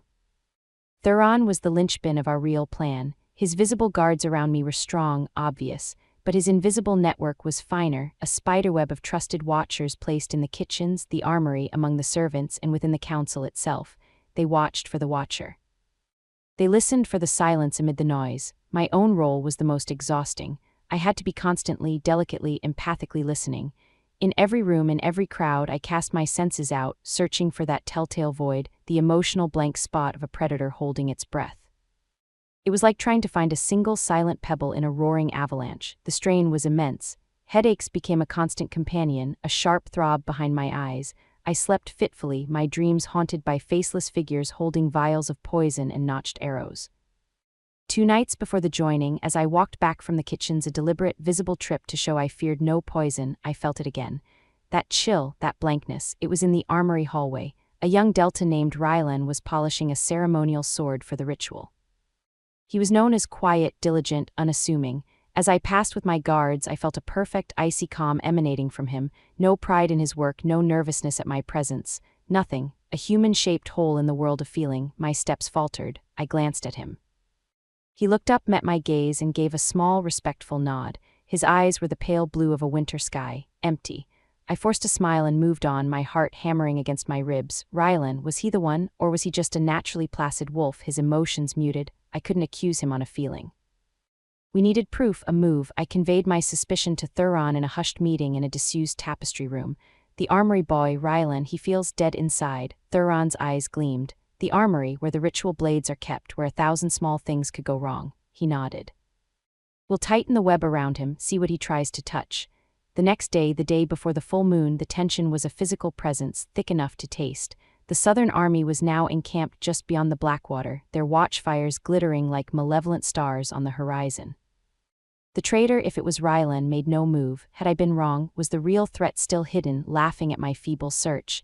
That afternoon, during a final rehearsal of the procession to the grove, the trap finally sprung, but not as we expected.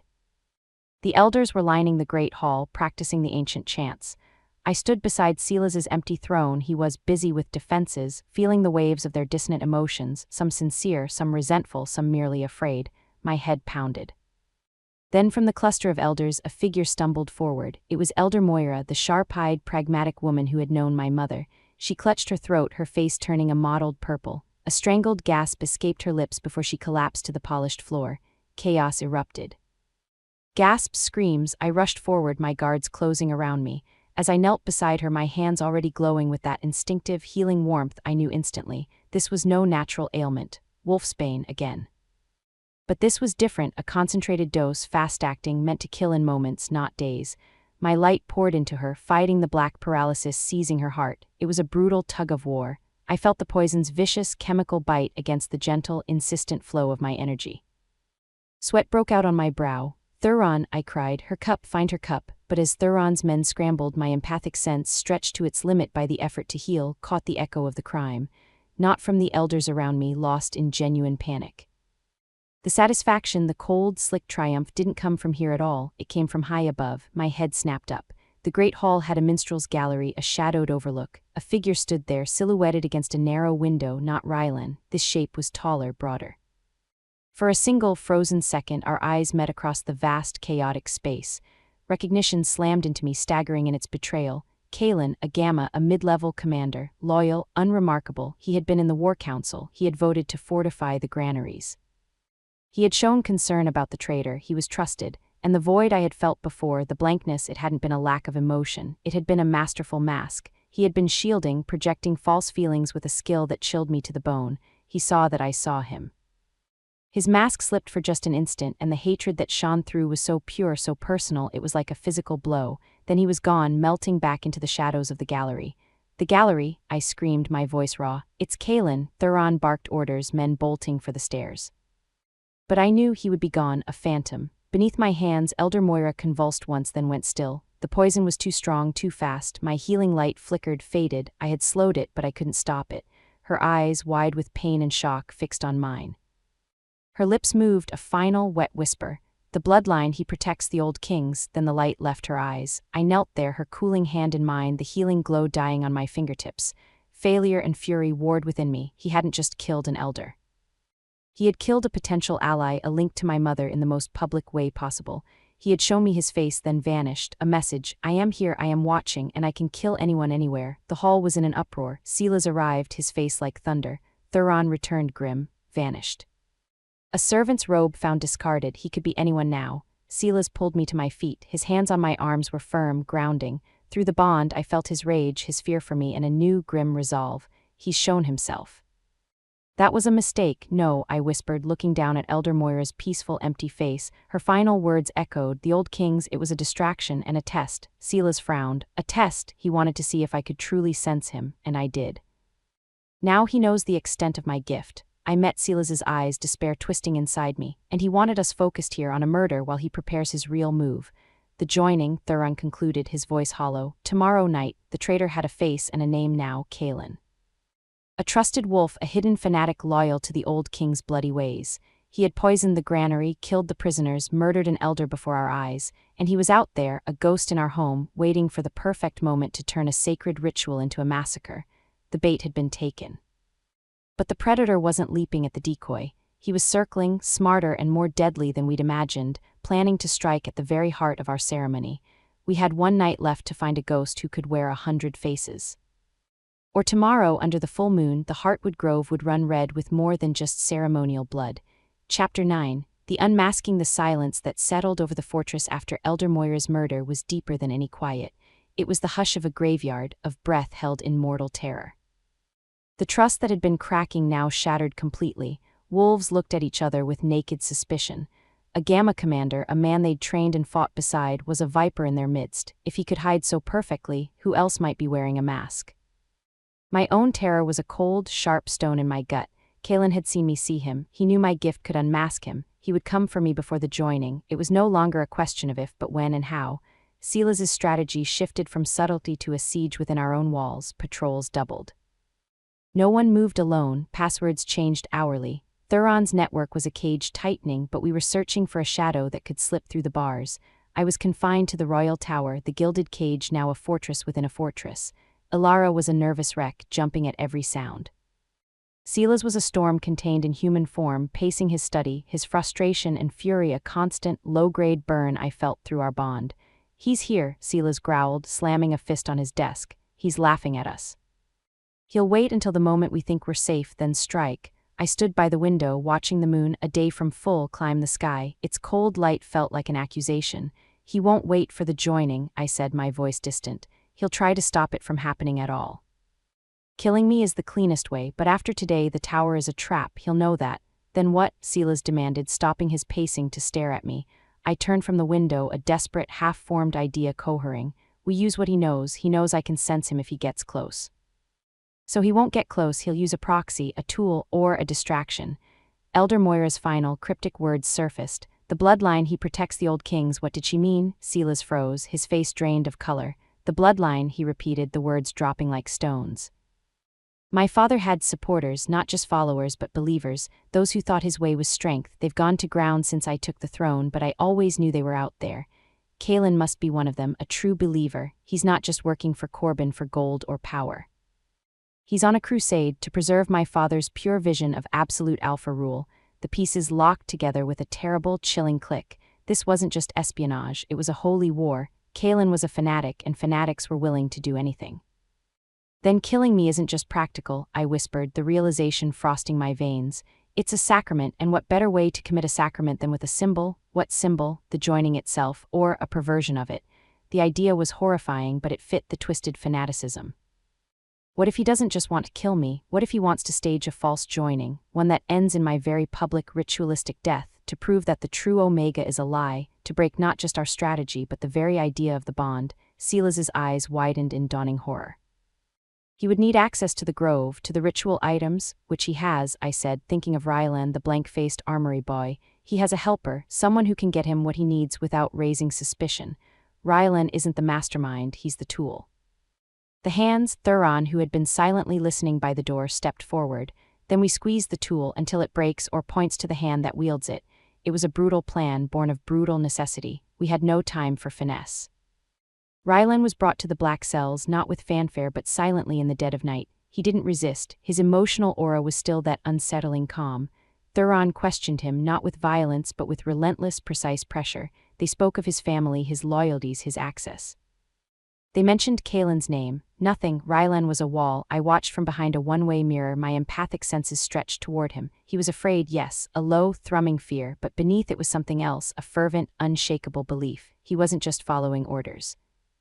He was fulfilling a purpose. "He won't break," I whispered to Silas beside me. "He's a zealot. He'd die before betraying his cause." "Then we offer him something more important than his cause," Silas said, his voice cold. He entered the cell. He didn't shout. He knelt before the seated Rylan, bringing himself to the young wolf's eye level. "Your master Kalen is using you," Silas said, his tone almost conversational.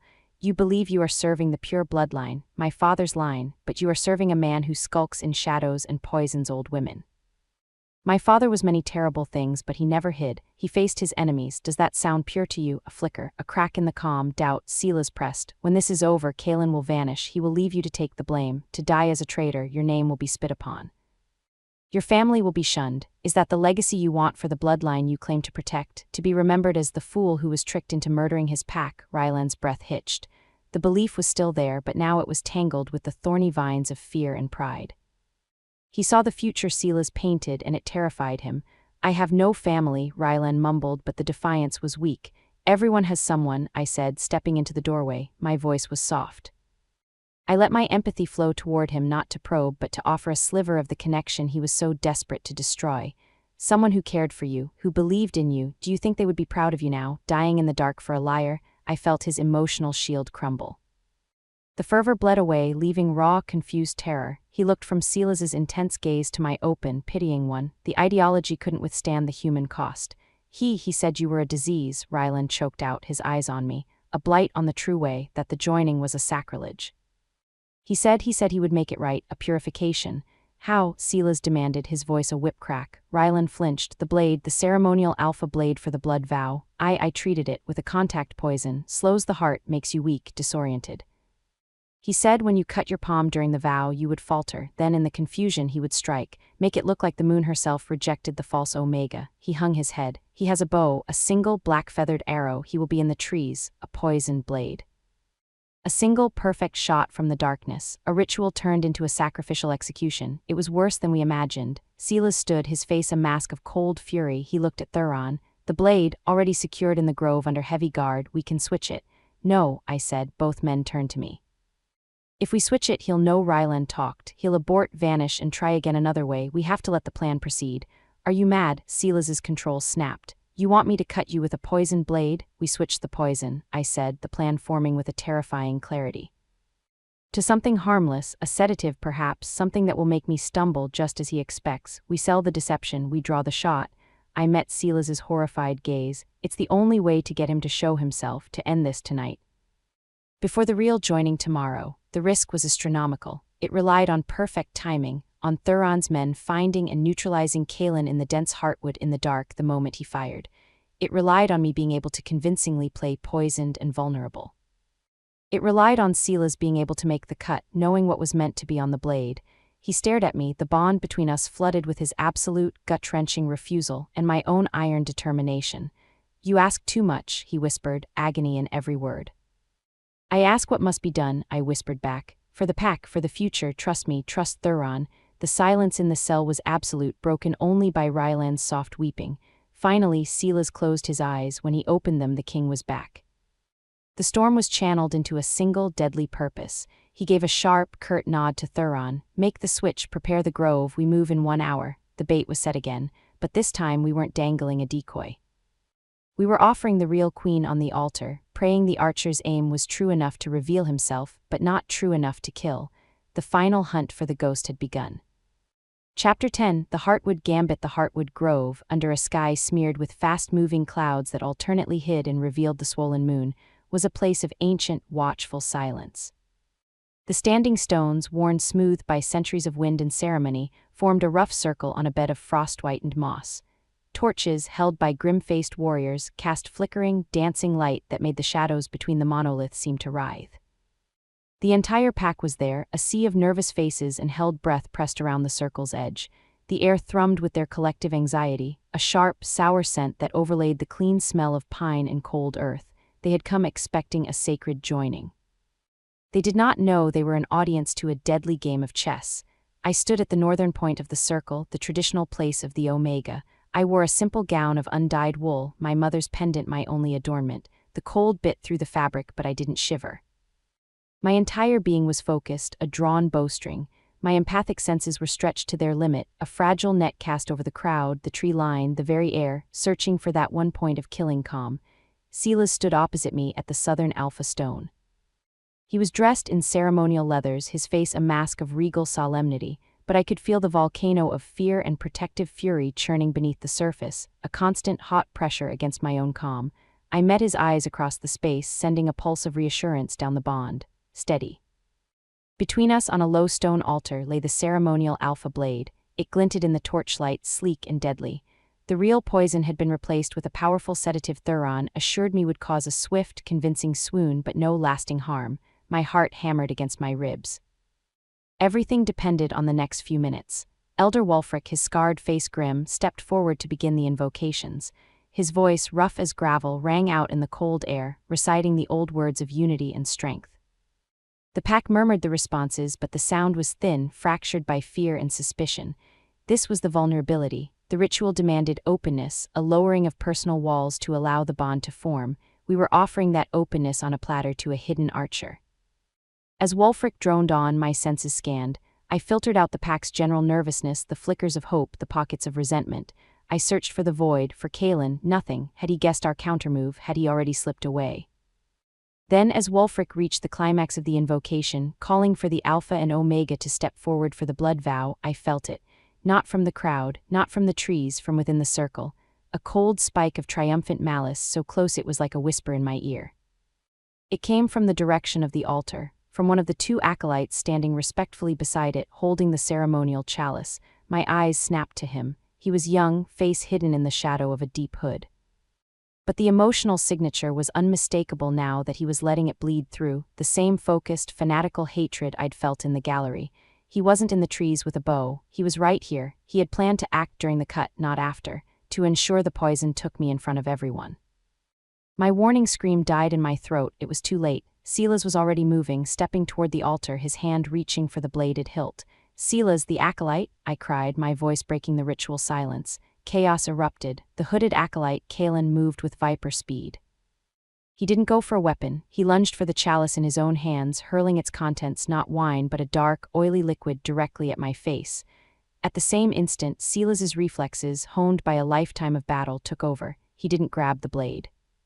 He swept his arm across the altar, sending the knife clattering to the moss, and threw himself forward, directly into the path of the thrown liquid. It splashed across his chest and the side of his neck, not me. A sizzling sound, the smell of burnt leather and acrid chemicals. Acid. Silas let out a guttural roar of pain, staggering back. Kalen didn't pause. From within his robes, he drew a short, wicked dagger and dove for the fallen ceremonial blade. His plan had changed, but his goal was the same: to complete the sacrifice with the poisoned weapon in the ensuing panic. But Thuron's men were already moving. Guards surged from the circle's edge. Kalen was fast, a blur of fanatical energy. He knocked one guard aside, parried a sword thrust from another, and spun, his eyes finding me through the tumult. They burned with a crazed, apocalyptic light. "For the pure blood," he shrieked and launched himself at me, the ceremonial blade held high. I didn't run. I stood my ground, my training with Thuron snapping into place. I felt his killing intent, a cold, sharp point aimed at my heart. I saw the micro-shift in his shoulder, the twist of his wrist. As he lunged, I sidestepped, not away but inside his strike. I brought my arm up, deflecting his knife arm with my forearm, the impact jarring my bones. At the same moment, I drove the heel of my other hand upward, aiming for his nose. He was too skilled. He jerked his head back, my blow grazing his chin, but it broke his momentum. He stumbled, off balance for a split second. That was all Silas needed. Despite the smoking wounds on his chest, he was there, a silver-furred tempest of fury. He didn't shift fully, but his hand shot out, fingers wrapping around Kalen's wrist with a crunch of breaking bone. The ceremonial blade fell to the moss. Kalen screamed, a sound of rage and agony. He twisted, his other hand flashing towards Silas's eyes with the acid dagger. I didn't think. I acted on pure protective instinct. My hand closed around my mother's pendant. A surge of energy, not the gentle healing warmth but a bright defensive flare of power, burst from me. It was a wave of pure, calming force, and Omega's command to cease. It hit Kalen like a physical wall.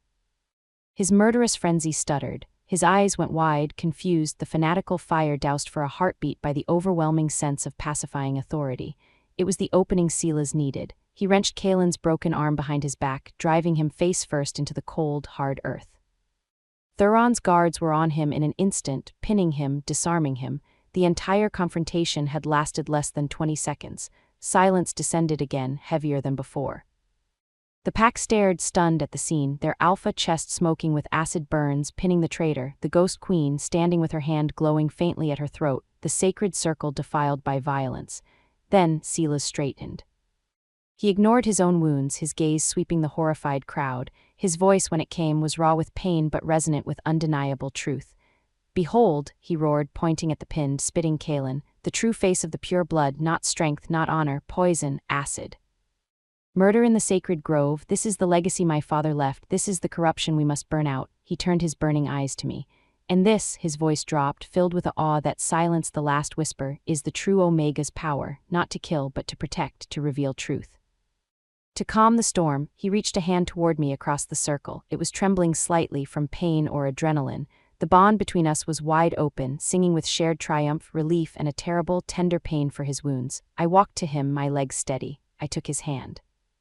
The moment our skin touched, a visible golden light pulsed from our joined hands, washing over the circle, over the pack.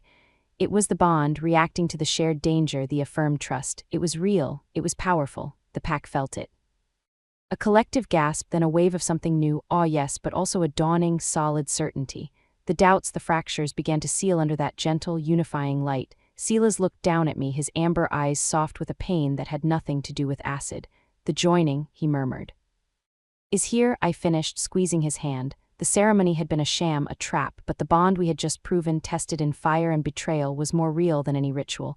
We were already joined in spirit, in purpose. He nodded, then his knees buckled. The adrenaline was fading, the poison of the acid taking its toll. I caught him, my small frame staggering under his weight.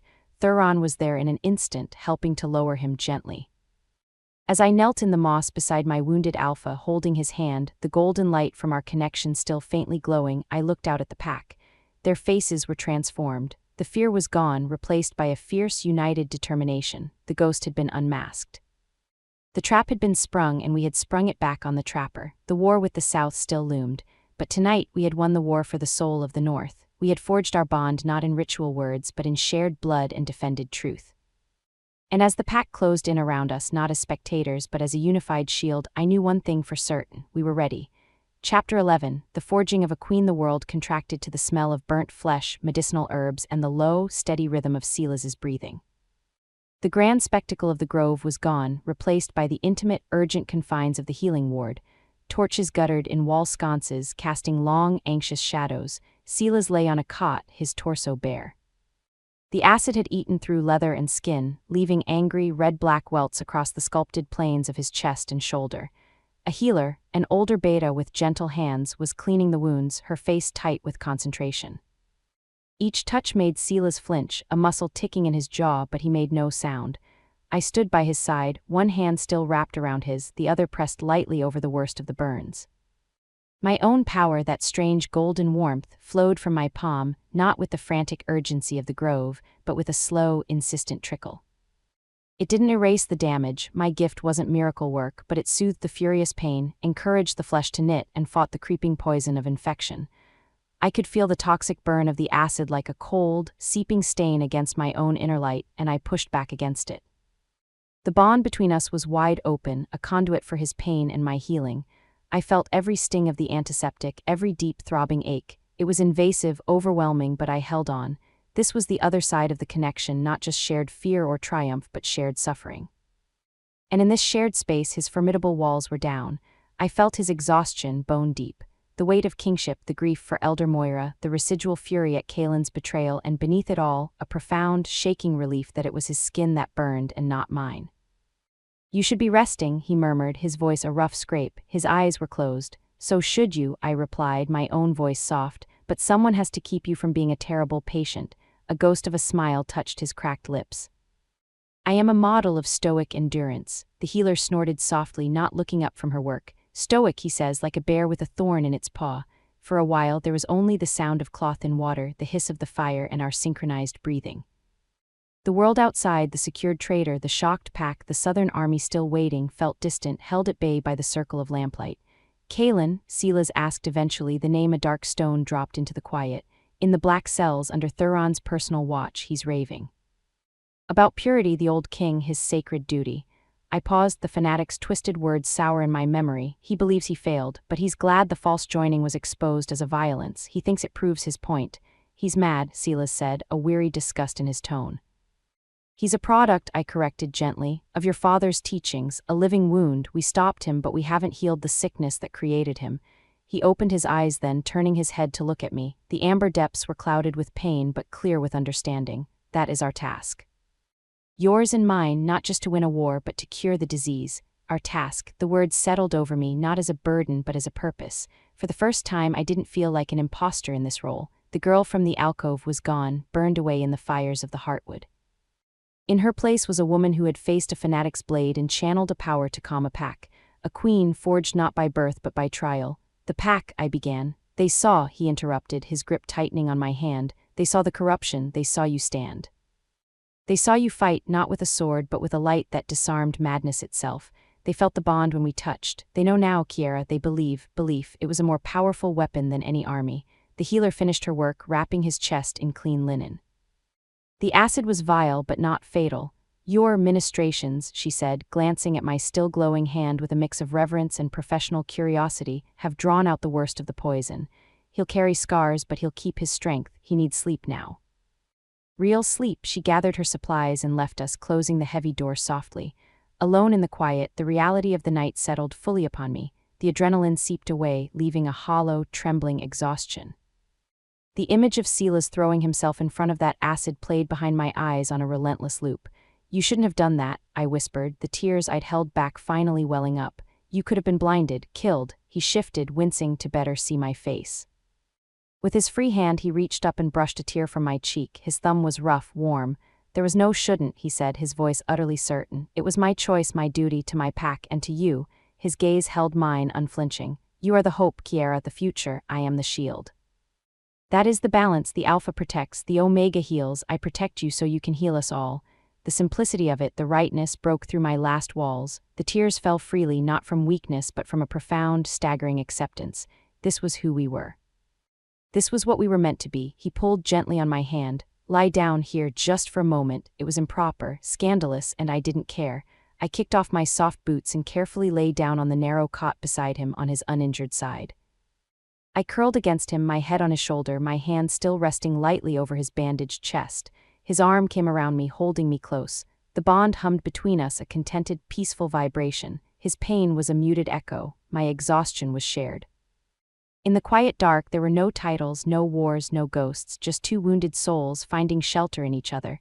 The Southern Army will attack at dawn, he murmured into my hair, his voice already slurring with sleep and sedatives. They'll have seen the commotion. They'll think we're in disarray. We're not, I whispered back, feeling the solid beat of his heart under my palm. No, he agreed, his breath evening out. We are more united than we have ever been. As his breathing deepened into sleep, I lay awake, listening to the fortress settle around us. The fear was gone, replaced by a steely resolve I could feel humming through the stones. The pack had a purpose. They had a king who would take acid for them, and they had a queen, a real queen, who could see their hidden wounds and light their way. The final battle was coming with the sun. But as I lay there, wrapped in the scent of pine and healing herbs and the steady strength of the man beside me, I felt no fear. The ghost queen was gone, and Kiera Vance, the true Omega, was ready for war. Chapter 12. The song of the pack dawn did not arrive with a gentle light, but with a low, ominous rumble that vibrated through the stone floor of the healing ward. Not thunder, drums, Southern war drums beating a slow, relentless rhythm from beyond the Blackwater. Silas was already awake, his body tense beside mine. The brief, precious peace of the night was shattered. He shifted, a sharp intake of breath betraying his pain as he sat up. They're early, he gritted out, his eyes clear and hard as flint. The king was back, the wounded man buried beneath duty. I sat up with him, the lingering warmth of sleep replaced by a cold, focused clarity. The bond hummed between us, no longer just an intimate connection, but a strategic channel. I could feel his mind racing, calculating troop placements, supply lines, the state of our walls. They think we're leaderless, wounded. He swung his legs off the cot, testing his weight. A flash of pain crossed his face, but he stifled it. Thuron will have the defenses ready, but they will push hard at the river crossing. It's the weakest point. There was a frantic knock, and Thuron entered without waiting. His face was grim, etched with the lack of sleep, but his eyes were sharp. Sire, Kiera, their main force is massing at the Stoneford. Scouts report they've built temporary bridges under cover of darkness. They'll be across within the hour. His gaze flickered to Silas's bandaged chest. Can you lead? Silas stood, his full height commanding the room despite the linen wrappings. I can, and I will, he looked at me. You will remain in the command tower with Alara. You will be safe. The order was absolute, the Alpha protecting his Omega, but the balance we'd spoken of wasn't about hiding, it was about each doing their part. No, I said, the word quiet but firm. Both men stared at me. The command tower is a cage, I continued, rising to stand before Silas. My place isn't behind stone walls while our wolves fight and die. My power isn't a sword, but it is a weapon. I touched the bandages over his heart. You are the shield, Silas, and you must be out there, visible, unbreakable. But I am the heart, and the heart does not hide. It beats strongest when the body is under strain. Kiera, the battlefield is no place for, Thuron began. I'm not talking about the front line, I interrupted, my plan crystallizing as I spoke.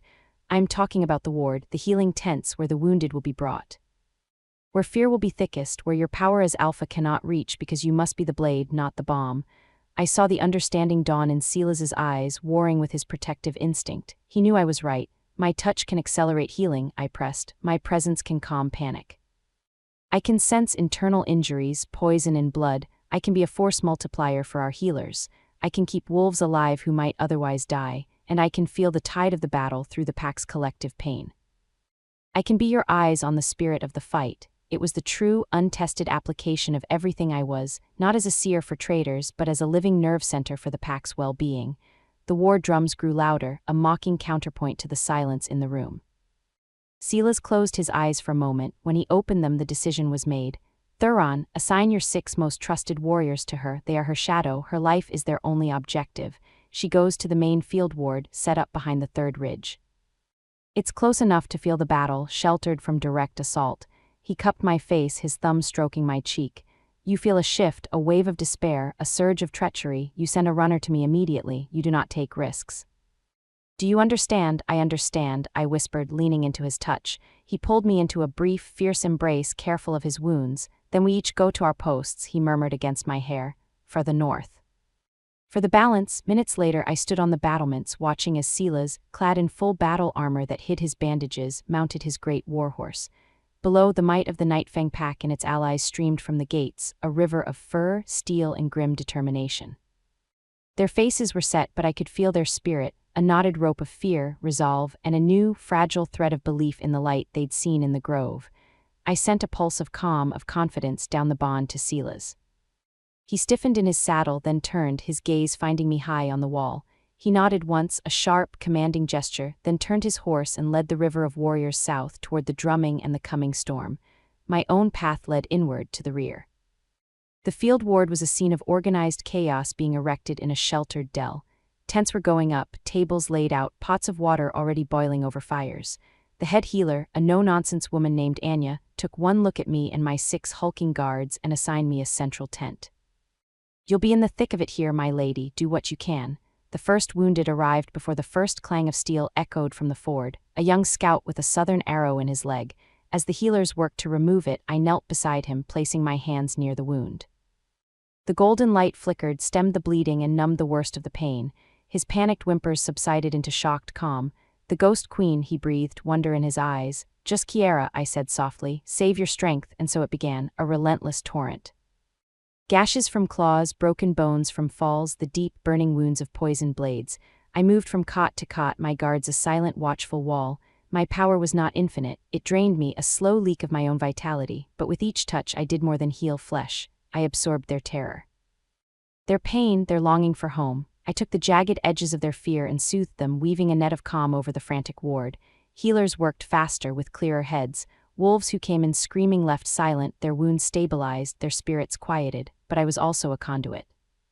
Through the bond, amplified by the concentrated suffering around me, I began to feel the battle. It came in waves. A surge of fierce triumph, our line was holding at the ford, a crushing dip of despair and sharp, collective pain, a breach on the left flank, wolves falling. I would gasp, clutching a tent pole, my own heart clenching. I sent runners, not with detailed commands but with urgent feelings. Tell the king the left flank's spirit is breaking. He must shore it up. Through the haze of exhaustion and shared agony, I felt Silas. A constant blazing point of will on the field, his determination was a forge tempering the pack's resolve. His strategic mind was a cold fire, shifting units, plugging gaps. And his pain was a dull, ever-present throb in my own chest, a reminder of his vulnerability, of the acid burns he was ignoring. The battle raged for hours. The sun climbed, then began to sink, staining the sky the color of old blood. The ward was overflowing. My energy was a guttering candle. I leaned over a young beta girl with a shattered arm, my light sputtering weakly. Then a new sensation, not from the front, from behind. A slithering, hateful intent, close. It cut through the generalized anguish of the ward like a knife. My head snapped up. One of the auxiliaries bringing in a wounded warrior. His face was smeared with dirt and blood, his expression appropriately harried, but his emotional signature, it was the void, the same chilling blankness I'd felt from Kalen, another fanatic. Or a southern assassin who had slipped through the lines. He was moving toward the command tent where Anya coordinated triage. In his hand he carried not a stretcher but a waterskin, and within it I felt the same oily, corrosive malice as the acid from the grove. He was going to poison the water supply for the critically wounded. My guards were focused outward on threats from the field. They didn't see the enemy already inside the gates. I had no strength left for a fight, no voice left for a warning shout that would cause panic. I did the only thing I could. I pushed. I gathered the last dregs of my power, not the gentle healing light but the focused, pacifying command I'd used on Kalen. I aimed it not as a wave but as a single, concentrated needle of calming authority, straight at the assassin's mind. Stop. He froze mid-step, a mere 10 paces from the water barrels, his head turned slowly. His eyes, dead and flat, met mine across the crowded, groaning tent. He saw me, saw the faint gold still fading from my fingertips. Hat fought with my command, his hand twitched toward the stopper of the skin. I poured every last ounce of my will into the bond, into a single, desperate pulse aimed at Silas wherever he was. Danger, here, now. Then my legs gave out. I collapsed to my knees, the world graying at the edges, but my guards finally saw. They saw the frozen man, the waterskin, my collapse. They moved as one. The assassin was tackled before his fingers could loose the stopper. As darkness claimed me, the last thing I felt was not the assassin's captured malice, but a violent, protective surge of fury from the bond, followed by a roar of absolute, game-changing triumph from the battlefield. The left flank, the spirit that had been breaking it, had just rallied. And it was pushing back. I had held the heart of the pack steady, and in doing so I had helped turn the tide. Chapter 13, the turning tide. Consciousness returned in fragments, the coarse weave of a blanket against my cheek, the smell of crushed herbs and blood. A low, steady murmur that was not the roar of battle but the exhausted murmur of survivors. I opened my eyes. I was on a cot in the healer's tent, a rough wool blanket tucked around me. Anya, the head healer, was hovering nearby, her face etched with concern and a new, profound respect. "Welcome back, my lady," she said, her voice hushed. "You've been out for an hour, the battle, the assassin, Silas." I tried to sit up, but a wave of dizziness and soul-deep weariness pinned me back down. My body felt hollow, my power a drained well. "The water, the man, captured," Anya said firmly. "Thanks to you, your guards have him. They say he stopped dead as if struck just long enough." She placed a cool cloth on my forehead. "You saved every life in this tent, maybe the whole rear line." Relief, thin and shaky, washed through me.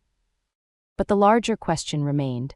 The battle. Before she could answer, the tent flap was thrown aside. Silas stood there. He was a vision of war incarnate. His armor was dented and slashed, streaked with grime and darker stains. His face was smeared with soot and sweat, his hair plastered to his forehead. But his eyes, his amber eyes, burned with a fierce, luminous light. He radiated a triumphant exhaustion that vibrated through the bond, flooding my depleted senses. He crossed the tent in 3 strides, ignoring Anya's respectful bow. He knelt by my cot, his armored knees hitting the dirt floor with a thud. His gaze searched my face, my body for injury. "You're alive. So are you," I managed, my voice a dry rasp. He let out a breath that was half laugh, half sob. He reached for my hand, his gauntleted fingers clumsy as they wrapped around mine. The cold metal was a shock, but the connection was instant, electric. A surge of energy, not my own, flowed from him into me through the bond. It wasn't healing power, but pure, vital life, alpha strength shared freely. The gray edges of my vision cleared slightly. "We held them," he said, his voice thick with emotion. "At the Stoneford, they threw everything at us for hours. The left flank wavered. I felt it through you, your warning. Your fear, and then came your pulse, that single, clear strike of alarm from the ward. It cut through the chaos in my mind. I knew you were in mortal danger, and it focused me. I rallied the flank myself. We pushed them back into the river." He took a shuddering breath. "And then I felt it, the moment you confronted the poisoner, the surge of your will and then your collapse. It was like a part of me went dark."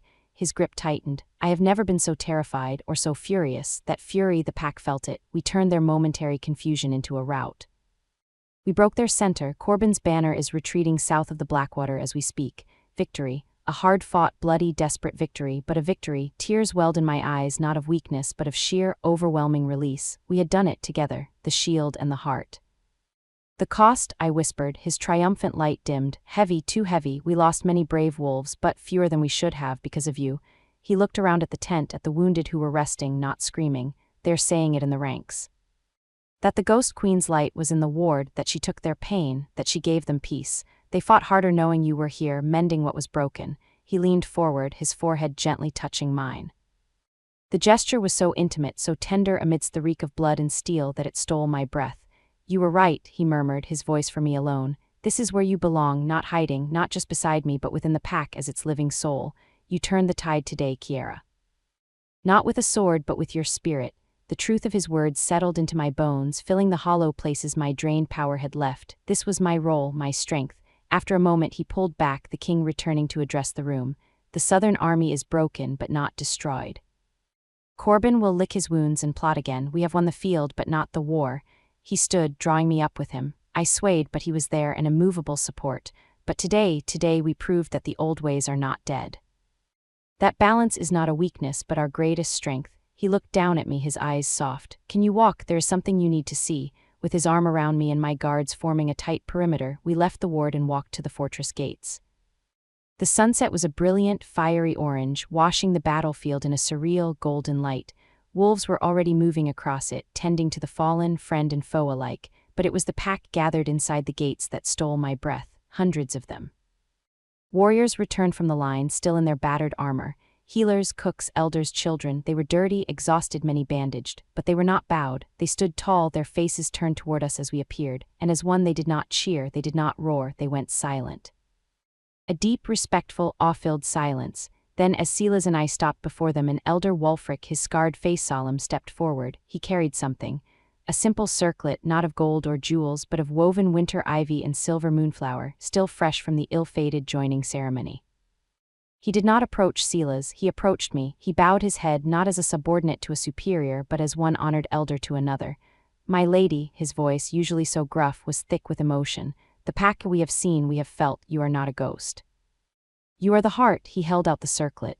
Will you accept this, not as a queen decreed by fate or king, but as the Omega chosen by the pack, our healer, our guide? The silence was absolute, every eye was on me. I felt the weight of their collective hope, their gratitude, their newfound hard-won belief. It was a different kind of pressure than the fear in the council chamber. This was a gift, a trust. I looked at Silas. He gave a slight, proud nod. This is your choice. My hands trembled as I reached out. I took the simple, living crown. It was cool and delicate in my fingers. I did not place it on my own head. I turned to Silas. A pack is not led by a heart alone, I said, my voice carrying in the quiet courtyard, nor by a shield alone. I raised the circlet. It is led by both. In balance, I stood on my toes and carefully placed the woven circle upon his brow, amid his dark, sweat-damp hair, the symbol of the Omega worn by the Alpha. A unified gasp, then a murmur of approval swept through the crowd. It was a gesture that broke every tradition and in doing so created a new, more powerful one. Silas's eyes glistened. He understood. Then he reached up, took the circlet from his own head and with infinite care placed it upon mine. And the shield, he said, his voice resonating for all to hear, is worn by the heart to protect it. Always, the circle was complete. Alpha and Omega, sharing the symbol, sharing the rule, sharing the trust of the pack. As the circlet settled on my hair, a wave of pure, unified emotion washed over me from the crowd, a profound sense of belonging, of rightness, of a fracture finally healed. It was more energizing than any rest. Wulfric bowed again, deeply this time, and the entire pack followed suit, a sea of wolves dipping their heads to their Alpha and their Omega, not in subjugation but in recognition. The traitor was captured, the Southern army was repelled, the pack was united. But as the stars began to pierce the twilight sky, a cold certainty remained in the quiet corner of my soul, shared by the man whose hand I held.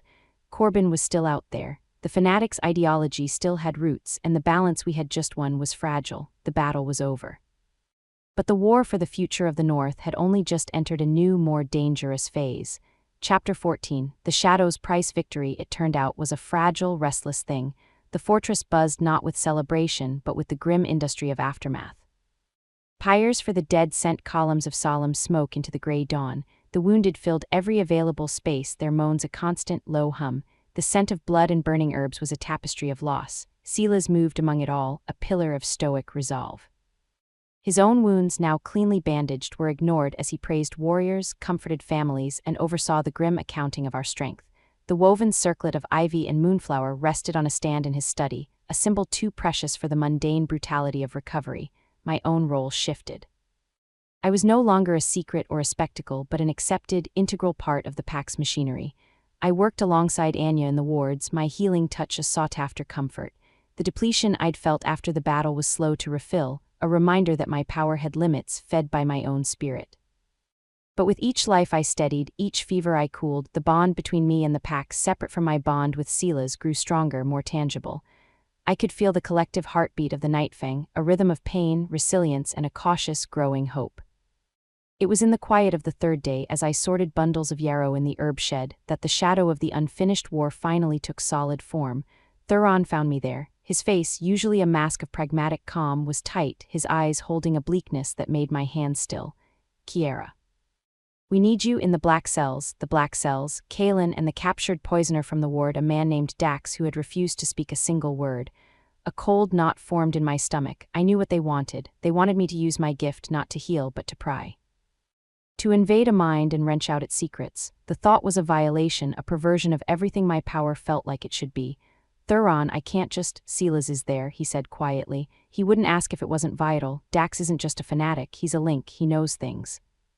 Corbin's next move, the depth of the conspiracy here, we have to know. The shed felt suddenly airless. I followed him through the fortress's underbelly to the cold, damp level carved into the bedrock. The air smelled of wet stone and despair. Silas stood outside a heavy iron door. He looked exhausted, the shadows under his eyes like bruises. He saw me, and a flicker of profound regret crossed his features. "I'm sorry," he said, his voice gravelly. "I would not ask this of you if there was any other way. What do you want me to do?" I whispered, my throat tight. "Just be near him, open your senses, don't push, just listen for any crack, any memory that bleeds through his control, anything about troop movements, hidden allies, targets." He opened the door. The cell was small, lit by a single guttering torch. Dax sat on a stone bench chained to the wall. He was younger than I'd expected, with a lean, sharp face. His eyes were open, fixed on the opposite wall, seeing nothing.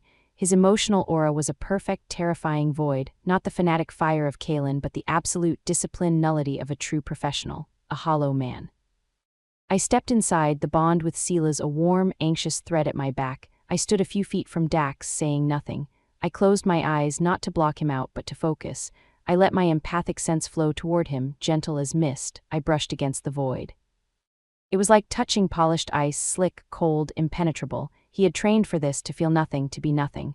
I pushed a little deeper, not with force but with a probing curiosity, seeking a seam, a flaw, nothing. Frustration and a creeping sense of failure began to rise. Then I shifted my focus. Instead of seeking active thoughts or emotions, I sought echoes, the lingering emotional stains left on memories. I thought of the ward, the boiling water pots, the smell of blood and fear. I let those sensations bloom in my own mind and pushed them toward him, a subtle, psychic suggestion. A flicker, a microscopic crack in the ice, a memory not of the act but of the feeling that preceded it, a cold, clinical satisfaction, the pride of a perfect tool about to be used. And beneath that, a whisper of a place. Not a name but a sense, deep earth, still water, the weight of mountains overhead, a cavern and a face, not Corbin's, another, older, stern, with eyes the color of flint, an advisor, a patron. The connection was gossamer thin. Dax sensed the intrusion. The void slammed shut, harder than before, a psychic recoil that felt like a door slammed on my fingers. I gasped, stumbling back a step, but it was enough. "A cavern," I breathed, opening my eyes. My head throbbed. Somewhere in the mountains, he was reporting to someone there before he came here. An older man, flint eyes, it's a base, a command post. Thuron's eyes lit with predatory focus. The deep caves, in the razor teeth range, neutral, contested ground, it's a perfect hiding spot. Silas was already moving, the strategist taking over. Corbin wouldn't risk his own hide there. But a second in command, a master of spies and assassins, he looked at Dax's impassive face with new understanding. This isn't over, he's regrouping, not with an army but with a knife in the dark. The revelation changed everything. The victory at the Stoneford had clipped the serpent's body, but the head, the cunning, hidden head, was still coiled in the mountains, plotting our demise through subterfuge and terror. We retreated to his study. The map was unfurled again, but now it showed the jagged maze of the razor teeth. "We can't assault the caves," Thuron said, pointing at the narrow passes. "It's a death trap, they'd pick us off." "Then we don't assault," Silas said, his finger tracing a route around the mountains. "We draw him out. Force him to commit to a target he cannot ignore." "What target does a master of shadows value above all?" I asked, the answer dawning on me with a chill. Both men looked at me. "The thing that exposes shadows," I said softly. "The light." Silas's face hardened. A public ceremony," I continued, the plan forming with a dreadful symmetry. "The joining we never completed, but real this time, announced far and wide, held not in the hidden grove but here in the fortress courtyard where all can see. It will be a declaration that the bond is sealed, that the North is unified and unbreakable.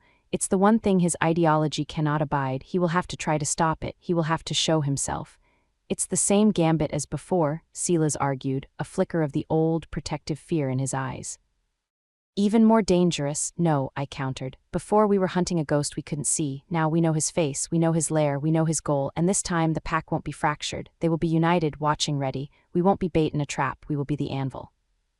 And you, I looked at Thuron, will be the hammer waiting to fall on him when he reveals himself. It was a risk of staggering proportions. It would put me and the symbolic heart of the pack at the center of a target. But it was the only way to transition from a defensive war against an army to an offensive strike against the ideology itself. We had to cut off the head of the snake. Silas paced, the weight of the decision bending his shoulders. Finally, he stopped. He looked at me, and in his gaze I saw the Alpha King accept the brutal logic of his Omega's plan. We announce it for the next full moon, he said, his voice final. 1 month, we use that time to fortify, to spread the word, to let the certainty of it eat at his patience. And Thuron, you take a team, not to the caves, but to the routes around them, find his watchers, cut his lines of communication, isolate him, make him desperate. He came to me taking my hands, they were cold. You understand what we are doing. We are making you the brightest flame in the north to draw the last, most dangerous moth. I squeezed his hands, the bond between us humming with shared fear and iron determination. I understand, but a flame can also burn, Silas. And this time we will be the fire. The war was no longer about borders or battles, it was about symbols, about a crown of ivy versus a dagger in the dark, and in 1 month under the watching moon we would settle it once and for all. Chapter 15, The Joining of Sun and Moon. The final month was a taut bowstring, drawn to its limit. The fortress transformed, not into a mournful hospital or a frantic barracks, but into a place of focused, solemn preparation. The scars of battle were not hidden but incorporated, a reminder of the cost of the unity we were about to proclaim. Word of the true joining spread like a cleansing wind. It flew beyond our borders to the neutral packs, to the scattered, weary villages of the north. The story that came with it was not just of a king taking a mate, but of a rebirth, of the scrap-eater turned seer, the ghost-made flesh who had stood in the ward and calmed the storm of war. The response was a slow, gathering tide of hope. Delegations began to arrive, not just from our allied packs but from the formerly neutral Western Reach, their alphas bearing gifts and seeking alliance under the new, balanced banner. The air thrummed with a different energy, not the jagged fear of before, but a profound, collective will. The pack was no longer an audience, they were participants building the stage for their own future. My days were a blur of ritual preparation, learning the ancient vows, the precise steps of the ceremony, and continued work in the wards where my presence was now a steady, comforting constant. Silas was everywhere at once, a calm, commanding center in the whirlwind, his bond with me a quiet, sustaining hum. We stole moments in the evenings in his study, speaking of everything and nothing, the impending ceremony a shared, silent weight between us. Thuron was absent for 2 weeks, leading his team into the razor teeth. When he returned, he was leaner, harder, his eyes holding the cold glint of the mountains. He reported to us in private. We found his watchers, 3 nests, eliminated. We intercepted 2 couriers. The messages were coded, but the intent was clear, confirmation of the joining details and orders to prepare. He laid a single, black-feathered arrow on the desk, identical to the one Kalen had described. We took this from one of them. He's coming. And he's bringing his best. The final piece was set. The enemy was in motion. The night of the full moon arrived, clear and cold, the sky a vast black velvet sheet pinned by a perfect, luminous pearl. The fortress courtyard was unrecognizable. Torches in their hundreds blazed, banishing shadows to the very edges of the walls. Every wolf of the Nightfang pack stood there, a silent sea of expectant faces. So too did the visiting alphas and their retinues, their expressions ranging from curiosity to skepticism to dawning awe. A platform had been built before the great doors, and upon it the simple stone altar from the Heartwood Grove. There were no hidden alcoves here, no dark trees for an archer to hide in. The stage was open, lit, surrounded by a ring of our most trusted warriors, with Thuron himself standing at their head, his gaze constantly scanning the battlements, the rooftops, the crowd. I stood in an antechamber, Alara fretting over my gown, a river of silver-gray silk that seemed to hold the moonlight within its weave. My mother's pendant lay against my chest, my hands were ice. Silas entered. He was dressed in the ceremonial leathers again, but without armor. He carried the weight of the night with a serene, terrifying calm. He took my hands, his warmth seeping into my cold fingers. "Ready?" he asked, his voice low. "No," I answered honestly, "but I'm not afraid." He smiled, a true warm smile that lit his eyes. Neither am I. He leaned forward, his lips brushing my forehead in a kiss that was a vow. Remember, the bond is already there. This is just giving it a voice the whole world can hear. A deep, resonant horn blast echoed through the courtyard, the signal. We walked out together, side by side, not one leading the other. The silence that greeted us was immense, a living thing. Thousands of eyes watched as we ascended the platform and took our places across the altar from one another. The full moon hung directly overhead, bathing us in its cold, approving light. Elder Wulfric stepped forward, his scarred face solemn in the torchlight. He began the invocations, his old voice strong and sure, weaving the ancient words of unity, balance, and enduring strength. The pack responded, their voices a unified, powerful chorus that rose to the stars. There was no fracture now, only a single, resonant will. Then came the moment, the blood vow. On the altar lay the ceremonial alpha blade. It had been purified, blessed, and tested a dozen times. It was just a knife. Silas picked it up, his eyes held mine, no fear, only absolute trust. He drew the sharp edge across his own palm, a line of crimson weld dark in the moonlight. He offered me the knife. My hand did not shake as I took it. The hilt was warm from his grip. I mirrored his action, a quick, sharp sting, and my own blood bloomed. He reached across the altar. I met him halfway, our wounded palms pressed together, blood mingling, binding. The physical connection was a spark that ignited the bond within us into a conflagration. By blood and bone, Silas began, his voice not a king's command but a man's pledge, ringing clear in the hushed courtyard. I am yours, I echoed. By sun and shadow, I am yours, by pack and purpose. I am yours, from this moon until my last breath, and beyond. As the final vow left our lips, the world fell away. The courtyard, the pack, the torches, it all dissolved into a blinding, golden white light.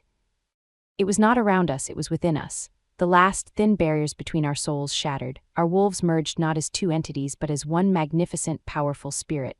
I felt his strength as my own, the relentless will of the Alpha, the unwavering resolve of the King. He felt my empathy, my intuition, the deep, connecting pulse of the Omega. We were not two anymore. We were one being with two hearts, two minds, yet a single, perfect purpose.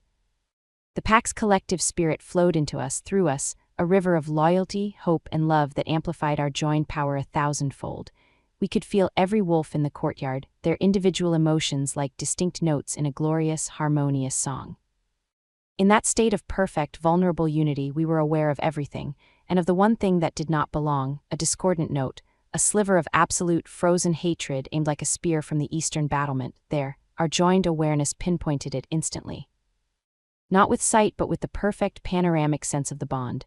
A single figure, clad in black, drawing a bow with a black feathered arrow knocked. Time seemed to slow. We were one. We acted as one. Silas's body moved with preternatural speed, but it was guided by our shared intent. He didn't throw himself in front of me. He simply turned, his free hand shooting up, palm outward toward the threat. At the same instant, I did not cower. I focused our merged power, the Alpha's defensive will, the Omega's calming command, and pushed. A visible pulse of golden energy, shot through with threads of silver, erupted from us. It wasn't a shield, it was a command. No, the word did not sound, it was a law of reality written in light. The black-clad archer on the battlement froze. The bow, half-drawn, slipped from numb fingers, clattering on the stone. The figure shuddered, then collapsed, not dead, but utterly neutralized, every violent impulse smothered under the absolute authority of the completed bond. In the courtyard, no one had seen the archer. They had only seen the blinding, beautiful light that had erupted from their Alpha and Omega during the vow. They had felt the wave of unifying power wash over them, soothing old anxieties, cementing new loyalties, filling them with a sense of invincible peace. As the light slowly faded, receding back into us, the world swam back into focus. Silas and I still stood, hands clasped, blood mingled, the bond between us now a permanent, humming reality, a living circuit of power and love. We turned as one to face the pack. For a moment, there was utter silence. Then it began, not a cheer but a sound deeper, more primal, a low, resonant hum that built from 1,000 throats. It was the sound of the pack's soul, whole and healthy, singing in approval. It rose, harmonious and powerful, shaking the very stones of the fortress. Elder Wulfric sank to one knee, then Thuron, then like a wave across the courtyard, every wolf of the Nightfang pack knelt. The visiting Alphas, their skepticism burned away by what they had witnessed and felt, followed suit. Before us was a sea of bowed heads, not in submission but in reverence. In acknowledgement of the balance restored, Silas raised our still joined hands high. The gesture was simple, but it spoke volumes. Together He looked at me, and in our joined sight I saw myself reflected in his eyes, not a ghost, not a scrap eater, but a queen of light and spirit, his equal, his other half. The shadow was gone, unmasked and undone not by a knife or an army, but by the very unity it sought to destroy. The war for the soul of the North was over. As the pack's song of unity soared into the night under the witness of the full moon, we stood together, not just as Alpha and Omega, not just as king and queen, but as the future, and it was bright. Like, subscribe, and comment for part 2.